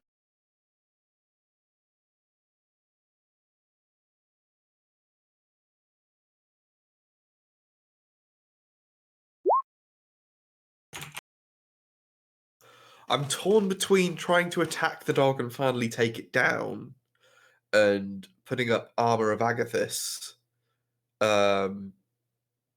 to try and give me some more survivability. Well, choices.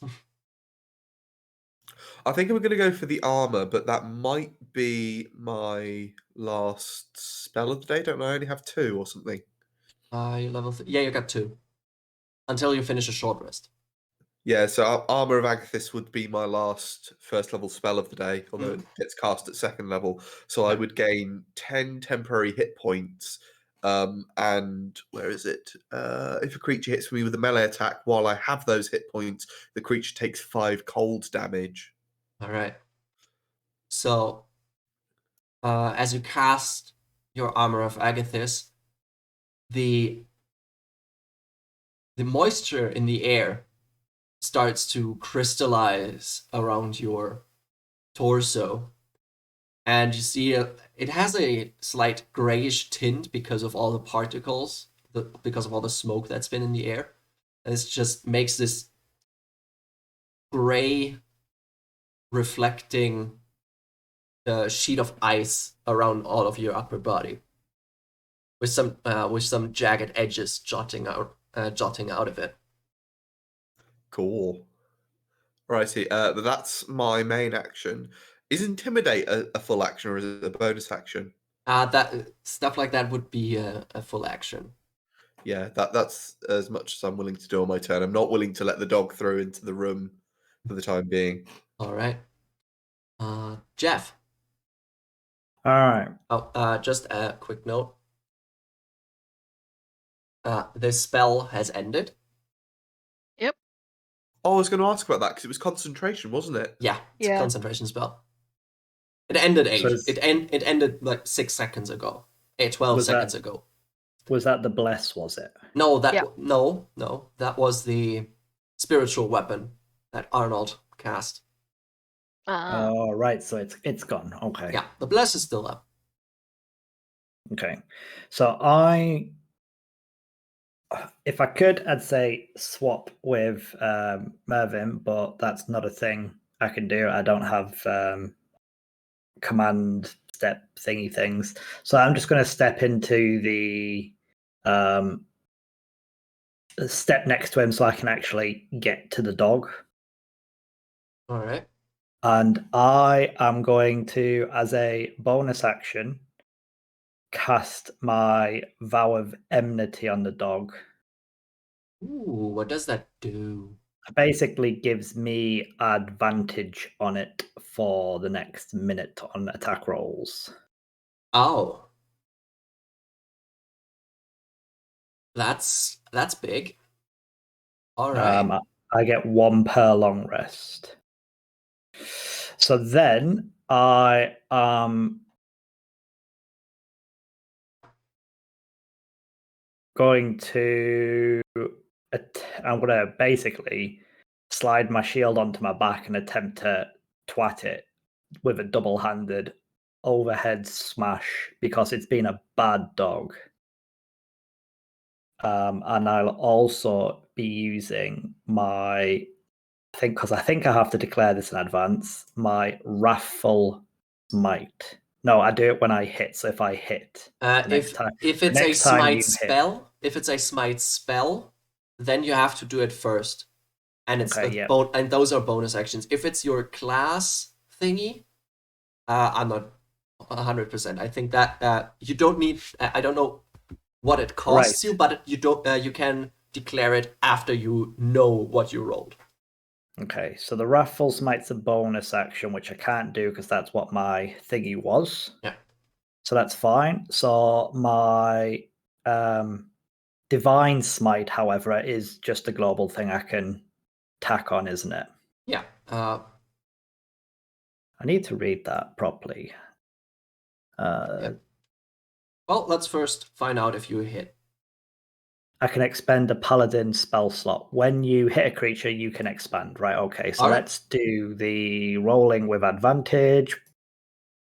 So 19 plus That the hits. d4, which isn't needed for the d4. Because bless is just on the hit, isn't it? Not the damage. Yeah. Okay. So let's add my divine smite on, which is 2d8 radiant on top of the 14 bludgeoning. Right. It won't let me click it. So 2d8 plus 10 radiant damage. So 24 damage in total. 24 damage in total. All right. That's massive. With a mighty swing, you bring down your hammer on the dog, and as it comes down, you hear bones cracking all throughout his body, but it's still holding up. It has yet to fall. It's got more health than Arnold had. Holy crap. What? Right, I've done 25. Okay. I did 12 to it. Obviously, I've just shouted, bad dog, absolutely mullered it, and it's just stood back up, and I'm like, Yeah, fuck. it's a chunky boy.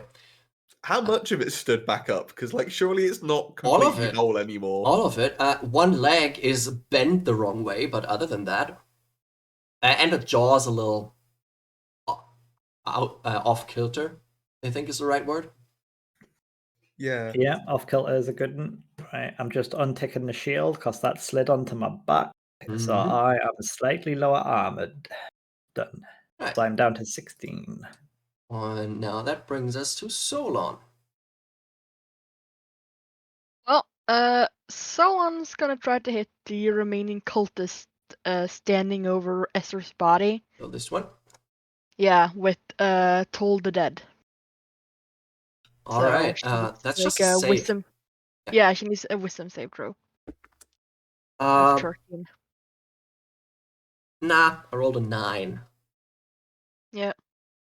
So that is 1d8 necrotic damage, unless she also has injuries, in which case it's She does not have 1d12. injuries yet. Yeah.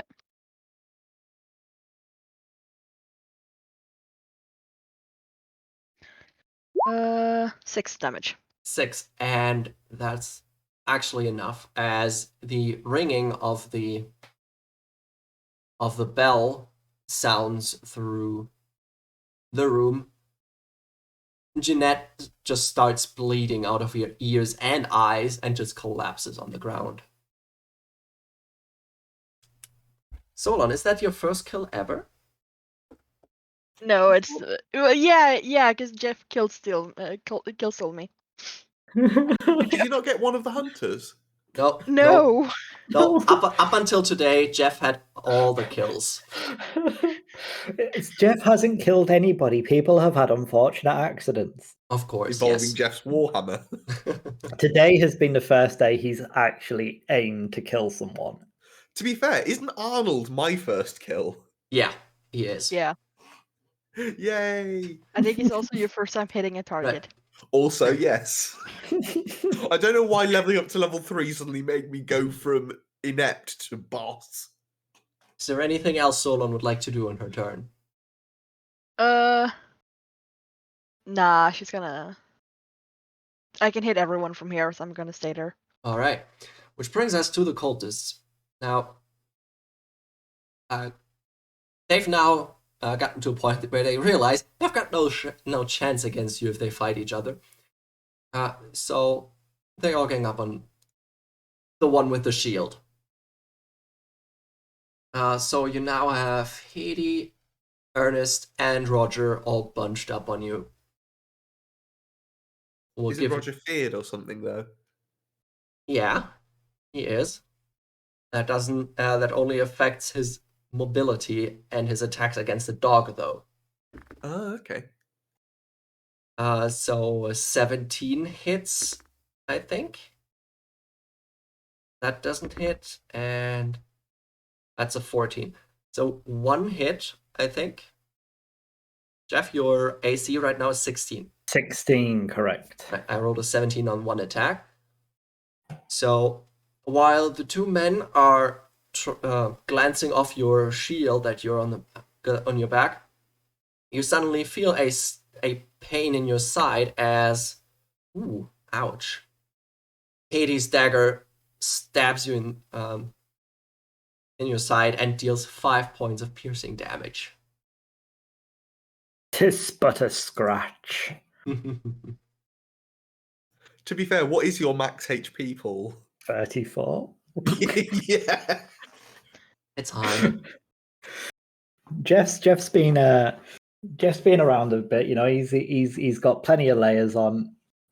Depending on how you see hit points and health pools in games like D&D, the way I see it is he's got the same amount of health as everybody else. He's just a little bit better at making sure he doesn't get stabbed in the vital places. No.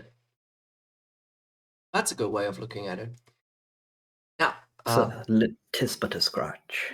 cultists being done, because two of them are incompetent, brings us back to the dog. And once again, you remember that leg I mentioned that's bent in the wrong direction? It isn't anymore, is it? It audibly snaps back into position, as does the jaw. And with a very aggressive growl, the dog lunges at you, Mervyn. I can't help you this time. Sorry, I tried to squish it. No, with the Armor of Agathis, I think I got this. I've still got 20 hit points, including the temporary ones. But it doesn't even Okay. hit you, so Really? no, he rolled a 4. Oh, wow, okay. That won't do it. I really need more AC, though, if I'm going to be anywhere close to the front lines. Like, 14 is just not enough. It's potentially worth using a dodge and taking some steps. Well, Yeah, probably. the dog's done with that because he can't do anything else and he doesn't want to retreat. Which brings us to Mervyn again. Okay. Also, can I use my turn? Because Oh, it I doesn't forgot show up one. on the streams, Millie. I forgot one thing though. Just Oh. 1 second. I just need to roll a dice. That's totally not ominous and intimidating at all. I rolled the dice. So what do you want, nerds? I was going to say it's not visible on the streams, but are you able to pan it across so that you can see the chat, so that you can show off the gifs that Jeff has for the Warhammer? I don't know whether your stream view is cropped on the window or if it's just a desktop view and It's you can move it around. It's not cropped. I can actually show it for a moment. That's Jeff's two-handed Warhammer attack, and then he's got a different one for the one-handed. It's glorious. I'm gonna scroll up a second so we can see it. Yeah. There it is. That's his normal attack. That's the one-handed attack. You've got to that's show us how you did that, the twin. because that's awesome. Yeah. Ironically, the gift for the one-handed uses both hands, while the gift for the two-handed, Thor's only using one. That is peak Jeff right there. Don't tell me you didn't even realize that. No, I did. I did. All I right. just didn't think any of you would. To be fair, I feel like the comparison of a dude with a sledgehammer and Thor with Mjolnir is an appropriate comparison of a relative power, though. Right. So back to Yeah, the so what I fight. actually back want to the do fight. on my turn. Yes. I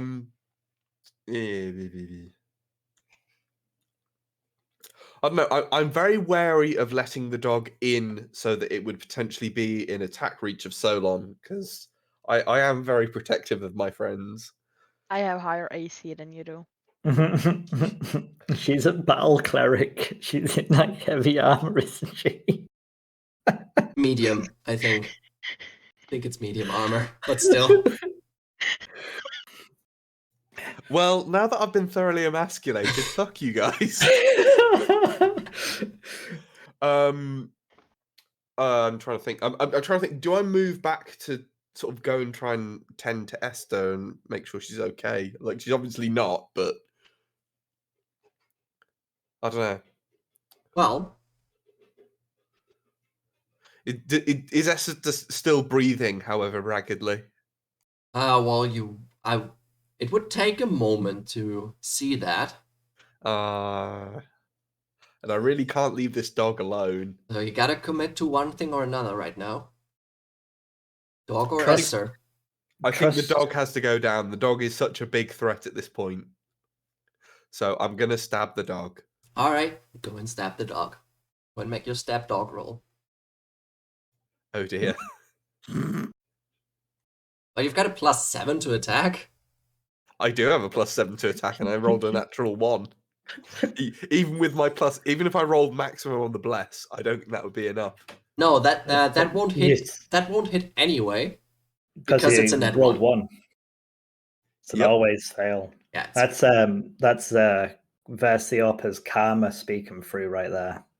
Yeah, to be fair. Okay, but So- yeah, I still don't want to let the dog through, so I'm going to stay where I am. right. So as you bring down the glaive, the dog has a sudden surge of agility and just ducks out of the way. And you only strike the stone floor. Damn. Okay, well, yeah, I'm going to hold my ground then. All right, back to Jeff. So seeing as what I thought would have been a dead puppy is no longer a dead puppy, and it's obviously going to be a little bit tougher than I thought, and there's actually now a few more people trying to stab me, I'm going to re-equip my shield and just try and twat it the once this time. And I will still enable Divine Smite because I think I have one more of those left. So I rolled a 16. I have a bless if needed.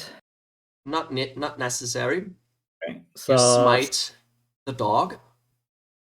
So Right. 6 radiant with a smite and 8 with the hammer itself. All right, which brings us to a 8, total of 9, 10, 11, 12, 14. 14, yes. I think this is the first time I think this is the first time. So if you need an explanation for this, that's fine. But Jeff, how do you want to do this? All right. So, seeing as it has already taken a big up two-handed swing, got back up with a slightly bent thing.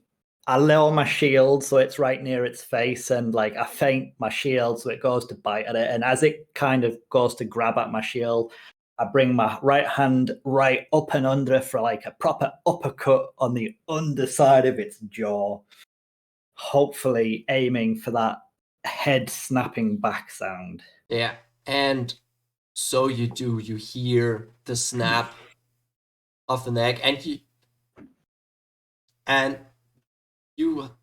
hit it with such a might that even though you hit the jaw, the eyes bulge out of their sockets. And Nice. That is grim. yeah. And well, let's just say the dog is no more. Hearing that crack and as I'm already mid-spin, like the let's say Versiopa's little bit of divine guidance is leading me with this one. I kind of continue up, and I've spun around, and I'm now facing 180, shield planted, hammer in the air, looking at these three Muppets behind me. And so Next. you do. Solon. Well, someone is actually going to go see if Esther's alive.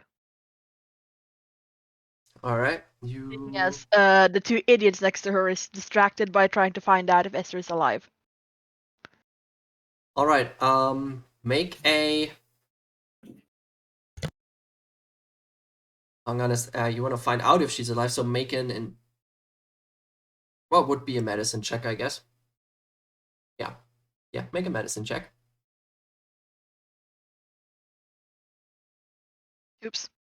Well, that's I a didn't mean 10. to roll twice. It's a 10, Yeah, but that's a 10 is enough to determine that her chest is still rising and falling very faintly, though. And she's bleeding out of a chest wound, so. Yeah. Can I cast a cantrip? No, this was Okay. your action. Yep. All right. Question: Is it if you do a medicine and roll a 10, does that stabilize? If you're trying to stabilize, person? yes. Right. Okay. If you're trying to stabilize someone, a medicine check of 10 is enough. And if you have a healer's kit, you don't even need to roll. But investigating a body and checking for signs of life does take a moment. So that takes away Solon's action. And there is no point in trying to stabilize someone that is probably dead. True. So you want to know it for sure that they're alive. But it's also a gamble because now I get to roll another death save for her, and if it's a 1, she's dead. Because I already failed one. It cannot be a 1. It can be, though. Unless blesses run out. It cannot be a 1.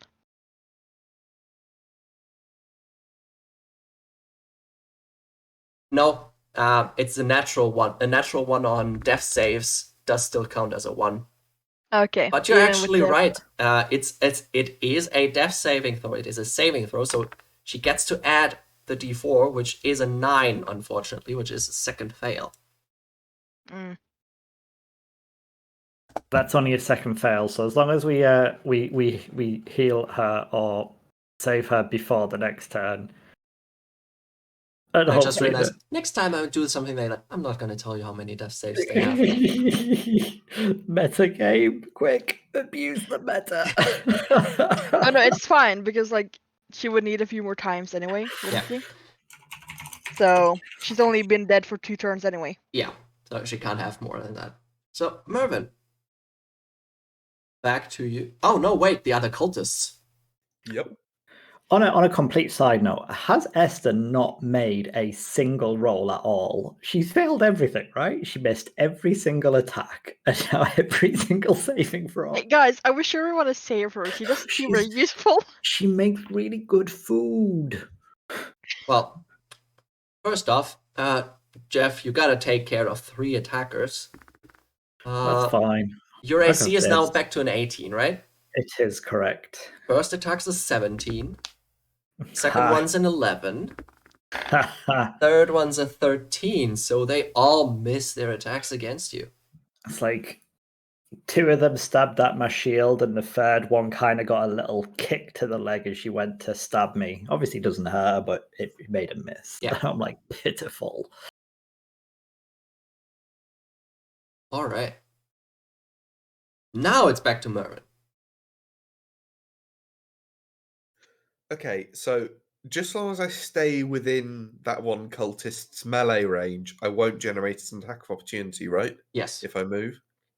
Okay. Yeah, you can move around her without provoking an attack. In that case, can I just move 1 square to the left so I'm a little bit more positioned between them and Esther? Of course you can. And then I would like to attack the nearest one. All right. Don't forget, you've got the reach to hit the guy you hexed as well. I do, but I'm worried that I'd get disadvantaged because I'm reaching over you 2. Well, yeah, reaching over another person. Ah. I'm sort of hoping that you'll kill them so I can put it on someone else. I'm relying on you two a lot here. Solon, it's your job to make sure that Esther lives. And Jeff, it's your job to make sure that I can hex someone else. We're a team here. All right, then. Roll your attack. Oh, damn. 23. 23. Bugger all damage. You skewer her. Oh, yeah, they have like no HP. Yeah, they do. I considered them minions. Oh, so I'm guessing they basically have stats akin to like level 1 goblins. Something along those lines, yes. Well, I am using an actual cultist stat block. I'm just not using the HP part of it. The intended way, at least. Oh yeah, cover. Ah, that's how that works. That's a good point. They would get cover because they're behind someone else. Yeah, we could. Yeah, I could rule it like that. I just figured if Nerds is going to be playing with a reach weapon, then get it touched down and know. Yeah, getting that cleared up is. Because I can duck. Yeah, no, at disadvantage. It would have. I wouldn't have given him disadvantage anyway. But after Mervyn, it is Jeff's turn. I am going to. So looking at this, Roger's not hexed. I don't really just want to kill Roger because I want to apologize to him when I do it. So I'm gonna hammer the person who's hexed. Ernest. Not Ernie. I don't know who Ernie is. So 21. I don't ignore the Divine Smite because I don't have any slots left, but I still do 11 bludgeoning. And that shall be enough to split his head, split his skull. Yeah. And then I'm looking at Roger, and I'm like, sorry, Roger. And then obviously I prepare myself. All right, you prepare yourself to attack him. Solon? Solon, well, I'm gonna cast Spare the Dying on Esther. All right. So she is stable. Yep, Spare the Dying, which means she automatically stabilizes. Doesn't roll any more death saves. Unless she gets attacked again. Yep. Good luck getting past Jeff and Mervyn.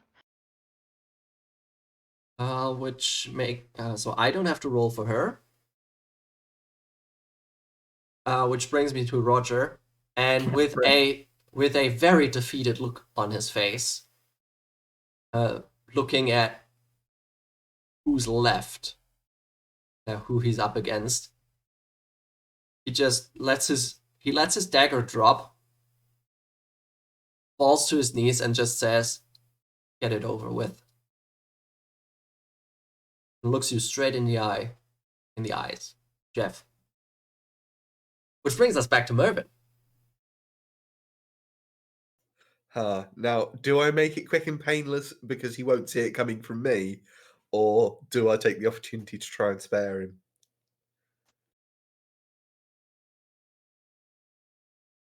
Well, I'm purposefully staying out of this conversation.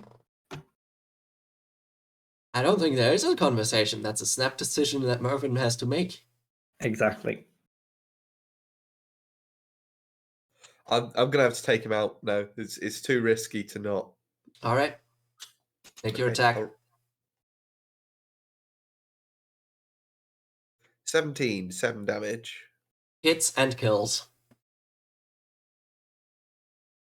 Because it's the last one. How do you kill him? I'm trying to think what the most painless way is. Probably beheading if I can manage that. I mean, with a glaive, you could have enough. Oh yeah, definitely. Yeah, with a glaive, you should be able to do that. All right, so as he looks at Jeff, you just bring in your glaive from the side with a big swing and decapit. You know what? Make a strength check for me, please. Oh 7. no. Oh dear. Half.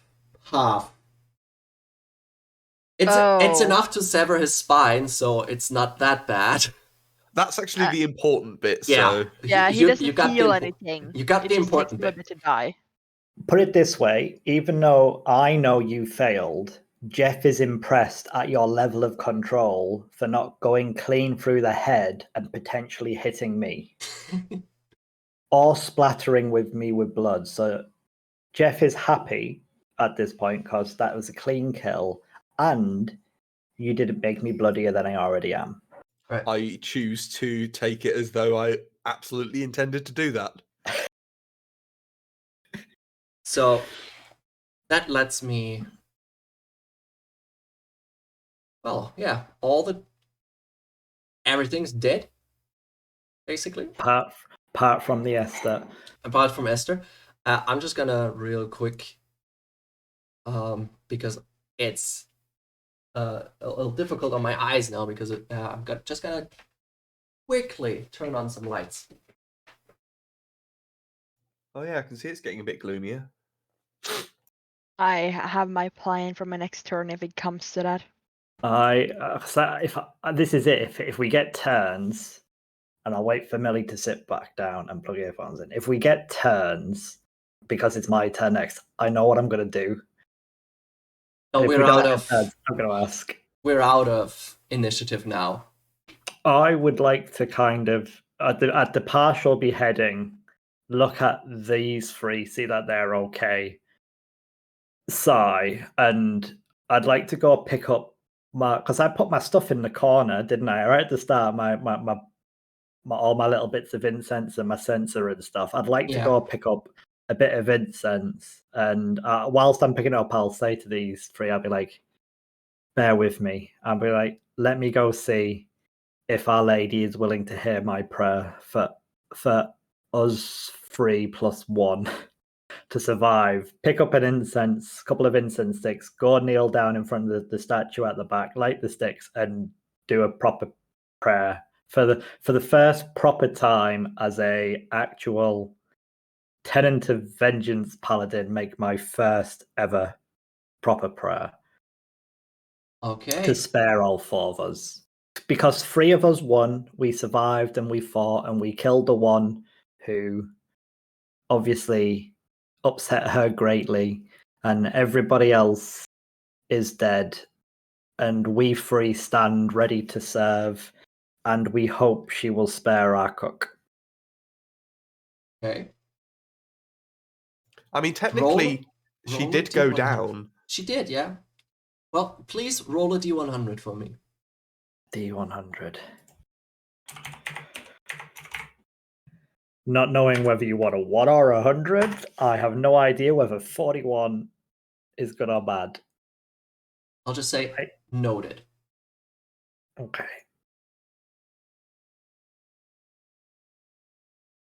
Right.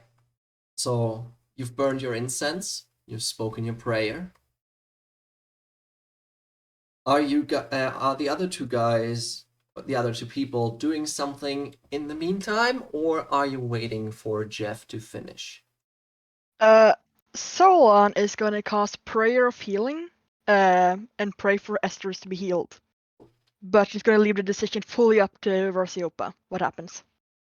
Oh, okay. If the spell goes off at all. Well, prayer of healing isn't that a group thing? You can heal multiple. Yeah, I'm also like healing Mervin and anyone else of us who got injured. All right, but Yeah, I lost like 17 HP. That was painful. I'm Okay. sad that Armor of Agathis didn't get any use. Well, put it this Oh. way, Solon, if you're doing that and if my prayer hasn't lasted 10 minutes, I'm going to come over and this will be the first ever time I use lay on hands semi-purposefully. So we will see in double the fashion whether or not Our Lady is going to let us heal Esther or not.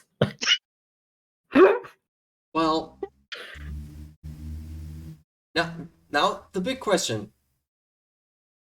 Does Jeff's prayer to Versiopa take 10 minutes? I don't think it would have. Then you're Jeff, then you're Jeff done before her seems- spell goes off. Okay. So I don't think it would have. I think he'd have been. Jeff's always been a little bit more blunt and to the point. So Yeah. blah blah blah. Arnold is gone. We apologize for whatever he did to upset you. The puppy that refused to listen to commands has been put down. The unloyal that all turned on everyone instantly and didn't stand with any of their cultists, without any of their brothers or sisters, like we did. I would hope she would take my loyalty as favor and grant me this one request for us four to survive instead of 3. Let the incest burn for an extra minute. And then I'm assuming I don't get anything back, so I'm gonna stand up, nod to it, and if I haven't felt anything, I'm gonna go over, see Solon casting something, smile and nod, and reach down to touch and try and lay on hands Okay, for the first ever time. For how much? The most I can do, which is 15. 15. Oh, well, I'm assuming she doesn't have that much HP, so however much HP I can give her of 15. And this is... I don't know whether this would work or not, because I don't know whether it's going to be driven through Our Lady, but that's kind of the intention of it. Let's say it takes you 5. Let's say it takes you 5. And in fact, as you lay your hand on her and glow emanates from where you touch her, her chest rises very strong compared to the past few minutes, and she opens her eyes and sits upright and just looks at all of you with wide eyes. What the hell?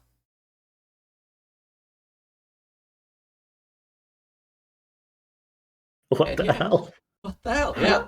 It's not your time to go yet, Esther, apparently. I'm like, it seems Our Lady has deemed it fair for me to heal and us four to survive whatever this mess Arnold left us in. And I look at the other two as if to go, what the fuck just happened? Solon is still busy praying because 10 minutes prayer. Yeah. And she actually does the real proper praying for the entire 10 minutes. Because she actually has to for the spell to take effect. Yep. That's fine. I've still got a few scratches that are definitely still seeping. All right, so let's just say, to not drag this out too long, y'all sit down, have a moment of respite, and Solon, please roll your healing.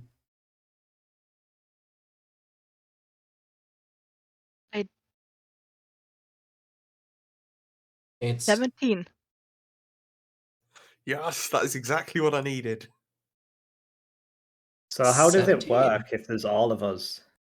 Every one of you gets 17 hit points. Oh, wow. Okay. Yeah. That is almost the max I can roll. Nice. I'm straight back up to all my scratches are but white marks.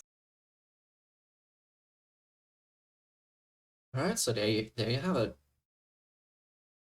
Got some good heals in. Esther's alive. You all are alive. What do now? It's up because to you. we got this stuff, I'm gonna sit down and just look at Mervyn and Solon and Esther and be like, what? I don't know. Where do we go from here? This wasn't how this was supposed to happen. I don't even remember what we were supposed to be doing. He just said he wanted to do this ritual to summon. I don't know why she was so upset. I mean, she obviously only wanted a few of us to survive. She must have had a reason. Maybe, maybe there were bad people in with our brothers and sisters. Because obviously, to me, our character, good, bad, still a bit of a line. Maybe we can find something in Arnold's room to explain what he was trying to do. That maybe we can figure out why she was so upset. Otherwise, it's probably time for us to move on again. And I I think that's wise. I look at everyone and I'm like, have you had to do this whole moving around again? Because I think this is like the 4th time for me. Yeah, I've been there. Yeah. You get used to it after a while, Jeff. Don't worry. Yeah. At least we've still got each other. You do, but at least I'm not alone this time. That's good. So, all right. So, what we're going to do? We're going to go check out Arnold's body, see if we can figure out what he was doing and why maybe Our Lady was very upset with all of us. And yeah, Well, So basically, out of character, this is us going loot the room. alright, yeah. Let's go. How about you make me an investigation check, Jeff? Oh God. I'm not good at looking around for stuff, but I rolled a 14. I definitely don't That's have enough. bless because that ended. No. That's enough though. You inspect Arnold, or well, his corpse, and you find 2 interesting things on him. First, you find a dagger that he hasn't used. That looks very expensive, very ornate, very ritualistic as well. It has like and the blade is like a wave. You know the type. You know the daggers with the. Yep. Kiracy thing. Yeah, we'd call that a Chris, I think, with a K. A Chris with a K, Yes. yeah. And then you also find the ring that he had on his hand that he very clearly used to use magic. And you can take that as well. Wait, he was using items to use magic? Arnold was a muggle! How dare Well, he you? to be fair, you only saw him use the ring when he was about to teleport. Oh. When he did cast the spiritual weapon, his holy symbol that he had around his chest actually glowed a bit. Okay, out of character question. Does 5th edition do the same thing that magic items used to do, where they have a finite number of uses? I'd say Mervyn would actually know this. It depends. There are items that have a finite amount of uses. There are those that recharge, though. The only way to determine what type it is to attune to the item and find out. Fair enough. This is something all of your characters know when interacting with magic items. There are those items that you need to attune to. I will In save order to that find and out give what they that a do. try later. But not all of them. Sometimes it is enough to. Like a sword of fire is obviously it's going to burn when you hit something. Yeah. Yeah, I'm put just the thinking ring- back to like version 3.5 and Pathfinder, like the majority of items that you would get that have an effect that counts as casting a spell, like in this case, Mistwalk, they would have a finite number of uses, and once those uses are used up, the item becomes mundane again.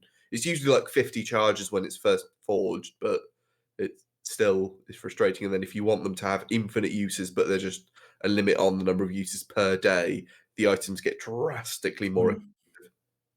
Well, unless either of you two say anything, Jeff gets the Chris off the body, looks at it, kind of checks its weight, and goes, That might be better than mine. And swaps the dagger that I have strapped to my side of my boot All right. with Chris. So I'm swapping a dagger, as far as I'm concerned, for a dagger. You'll have to let me know later, Millie, if it's a different weapon type or anything. As for the ring, I look at it and I go,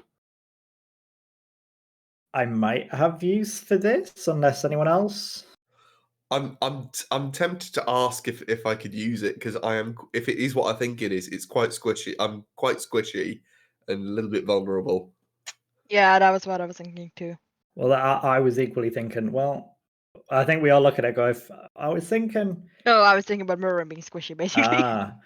I was thinking of it for the same reason, but in the opposite direction. It would be very good to close the distance to introduce people to shields and hammer quicker.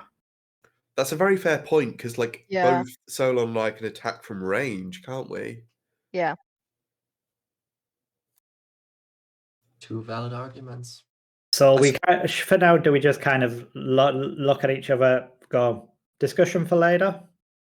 Yeah, I think we And can I'll- do that till later. Although I'm warming up to the idea of an aggressive teleporting paladin. Like, paladins are scary in melee as it is, much more so when they can close the gap that much faster.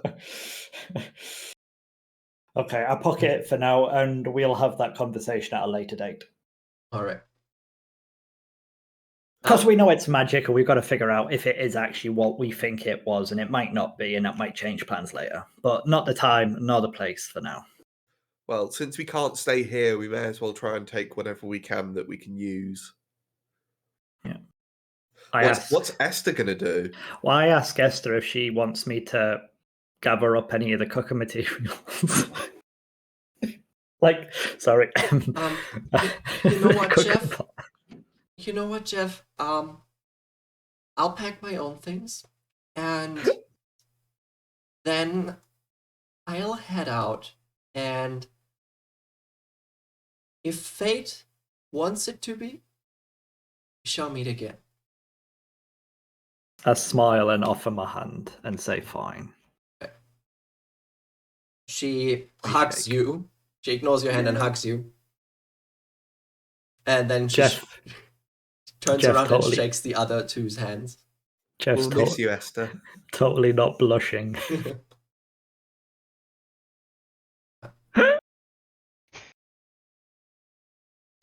I guess I might see you again. And then she just wanders off towards the kitchen, while you, because you still were, because you all said you were looking at stuff, I can also say that there's a lot of books in this room. Mm. And if you just glance around, there are a few that seem to be about history.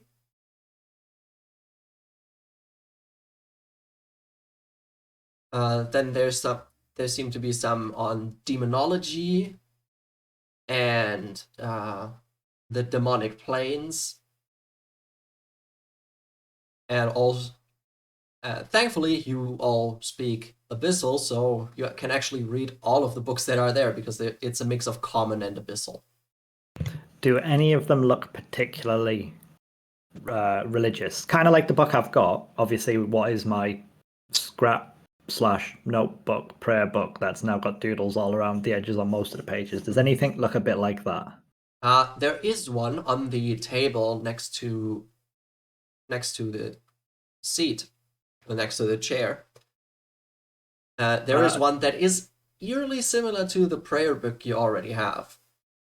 Besides that, there is one book that is like real big, leather bound with iron clamps.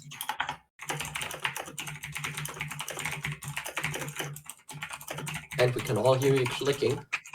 Sorry, I thought I muted. Like I said, a huge book written in Abyssal, red leather bound with metal clamps, and in gold letters in Abyssal, it reads, "On the hierarchy of the demonic courts."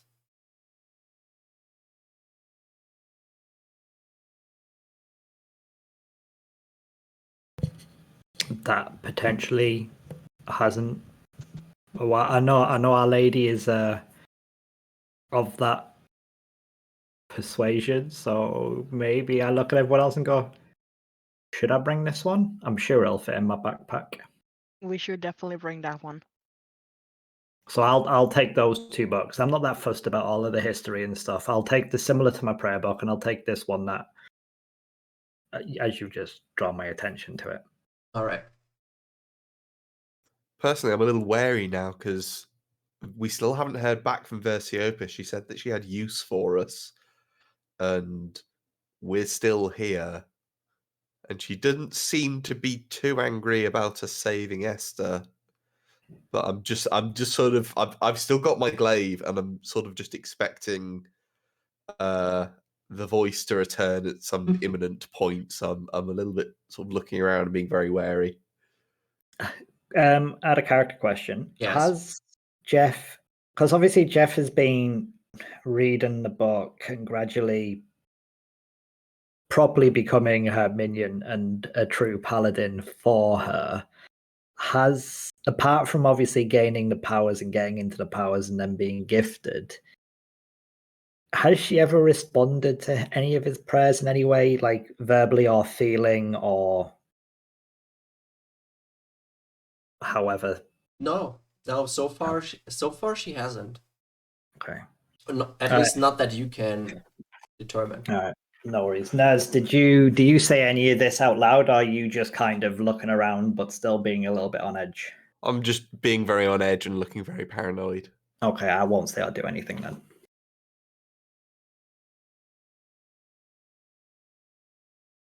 All right. Are there any other possessions in Arnold's chambers that we might need? Because he's not going to need them anymore. There's another hooded lantern. Is it a better hooded lantern? Wait, we gave the other hooded lantern back. We don't have a hooded lantern. Well, Arnold's not going to need this one. I say we take a hooded lantern. Yep. We need some light for Jeff's human's eye. Right. And Solon, you spy one, just a very thin book in the shelf. It barely constitutes as a book. It's more like Pamphlet. some binding and then some loose paper shoved into it. It looks more like someone took a lot of notes and just had to put them together haphazardly. But there is writing on the cover, and it says transmutation of the flesh. Well, someone is just like gonna take this and just like casually be like, so it's fine if I keep this, right? To the 2 others. And like, Yeah, while sure, take what you asking to want. shove it into her pocket without really waiting for a response.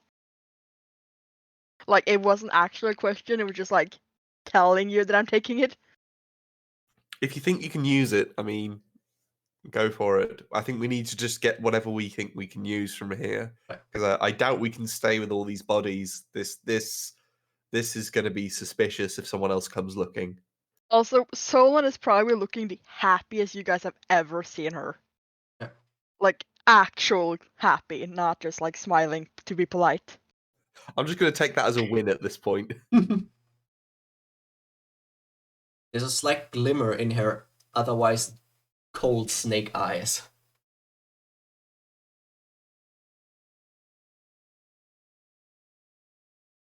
All right, is there anything else that you would like to do? Or, well, how do you want to proceed from here on?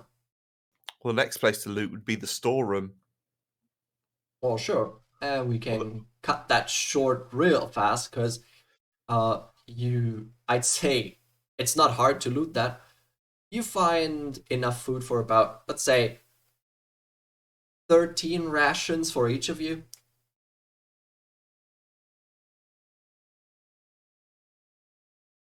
And besides that, you also find, if you go on a full-on loot spree, you also find like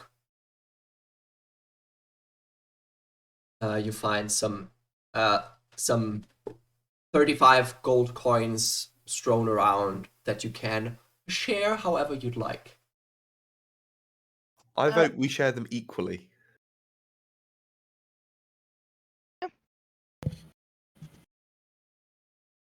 So 11, 12, and 12.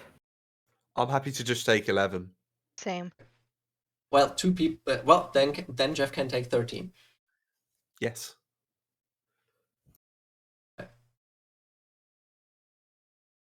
All right. Just as a reminder, this all took place in the middle of the night. All right. So out of character, Millie. Yes. Can I bring in Solon's backstory a little bit? We do only have about 10 minutes, though, Yeah. is the thing. Yeah, it's just I was thinking for the end, since we have 10 minutes. Right? Yeah, sure. I take it once we've looted this place, we're just going to go maybe crash in one of the taverns in the town that we know. Yeah, about that. If still have Millie's a room. alright with it, Solon has a place we can stay at. If we don't want to stay in the cave, in the room. I'd rather Which- not stay with the dead body, so any alternative is a big step up from my perspective. Agreed. In this town? Yeah, I think it's in the backstory that he moved after her.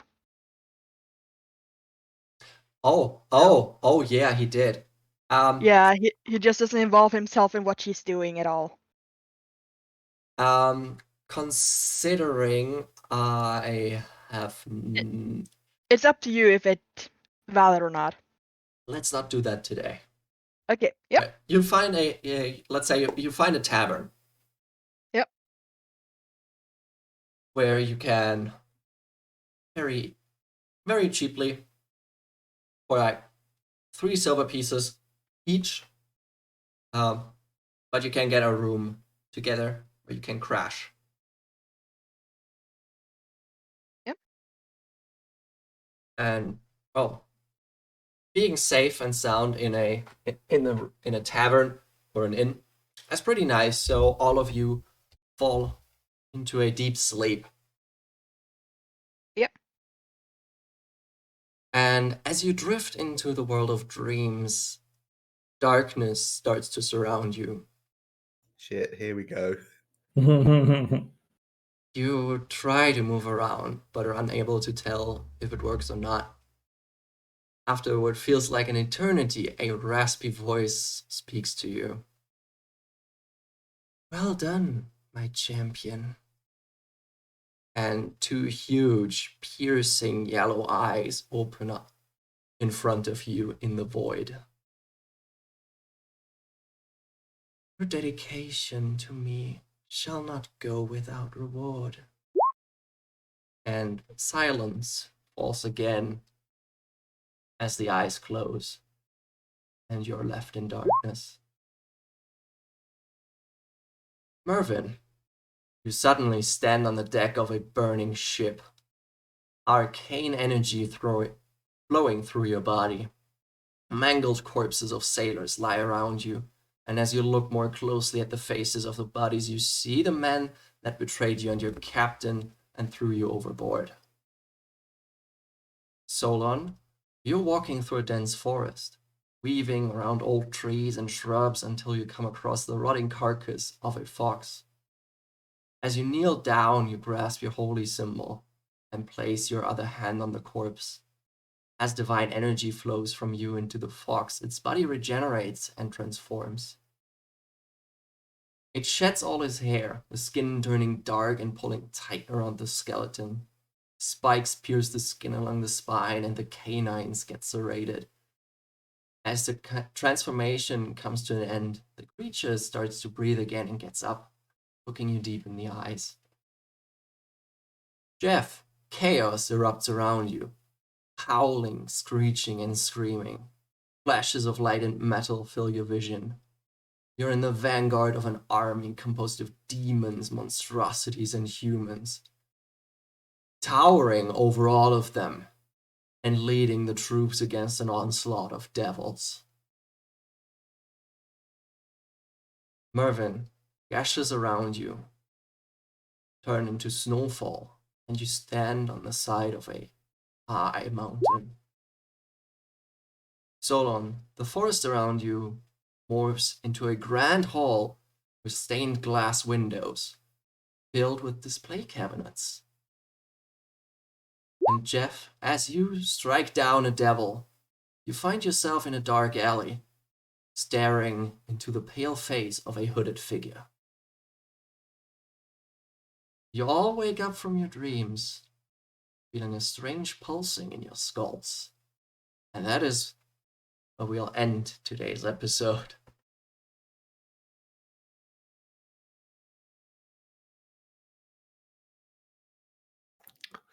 Sounds Giving me like shivers. Yeah. I'm just imagining my own Lord of the Rings fight scene now. We're good. Okay. It seems like it had the intended effect, so that makes me very happy. Yeah, you're really good as a story crafter. I'm very, very impressed. Thank you very much. Yeah. So, because good old Juno has to leave us soon, so I'll make this short and sweet. Thank you all so much for joining in today. I was so happy we could finally get back to playing this. And yeah, I hope you had fun. I hope you enjoyed it, and we'll see you all next time. Goodbye. Bye. Bye. Hi. Sorry, I'm sniffly still.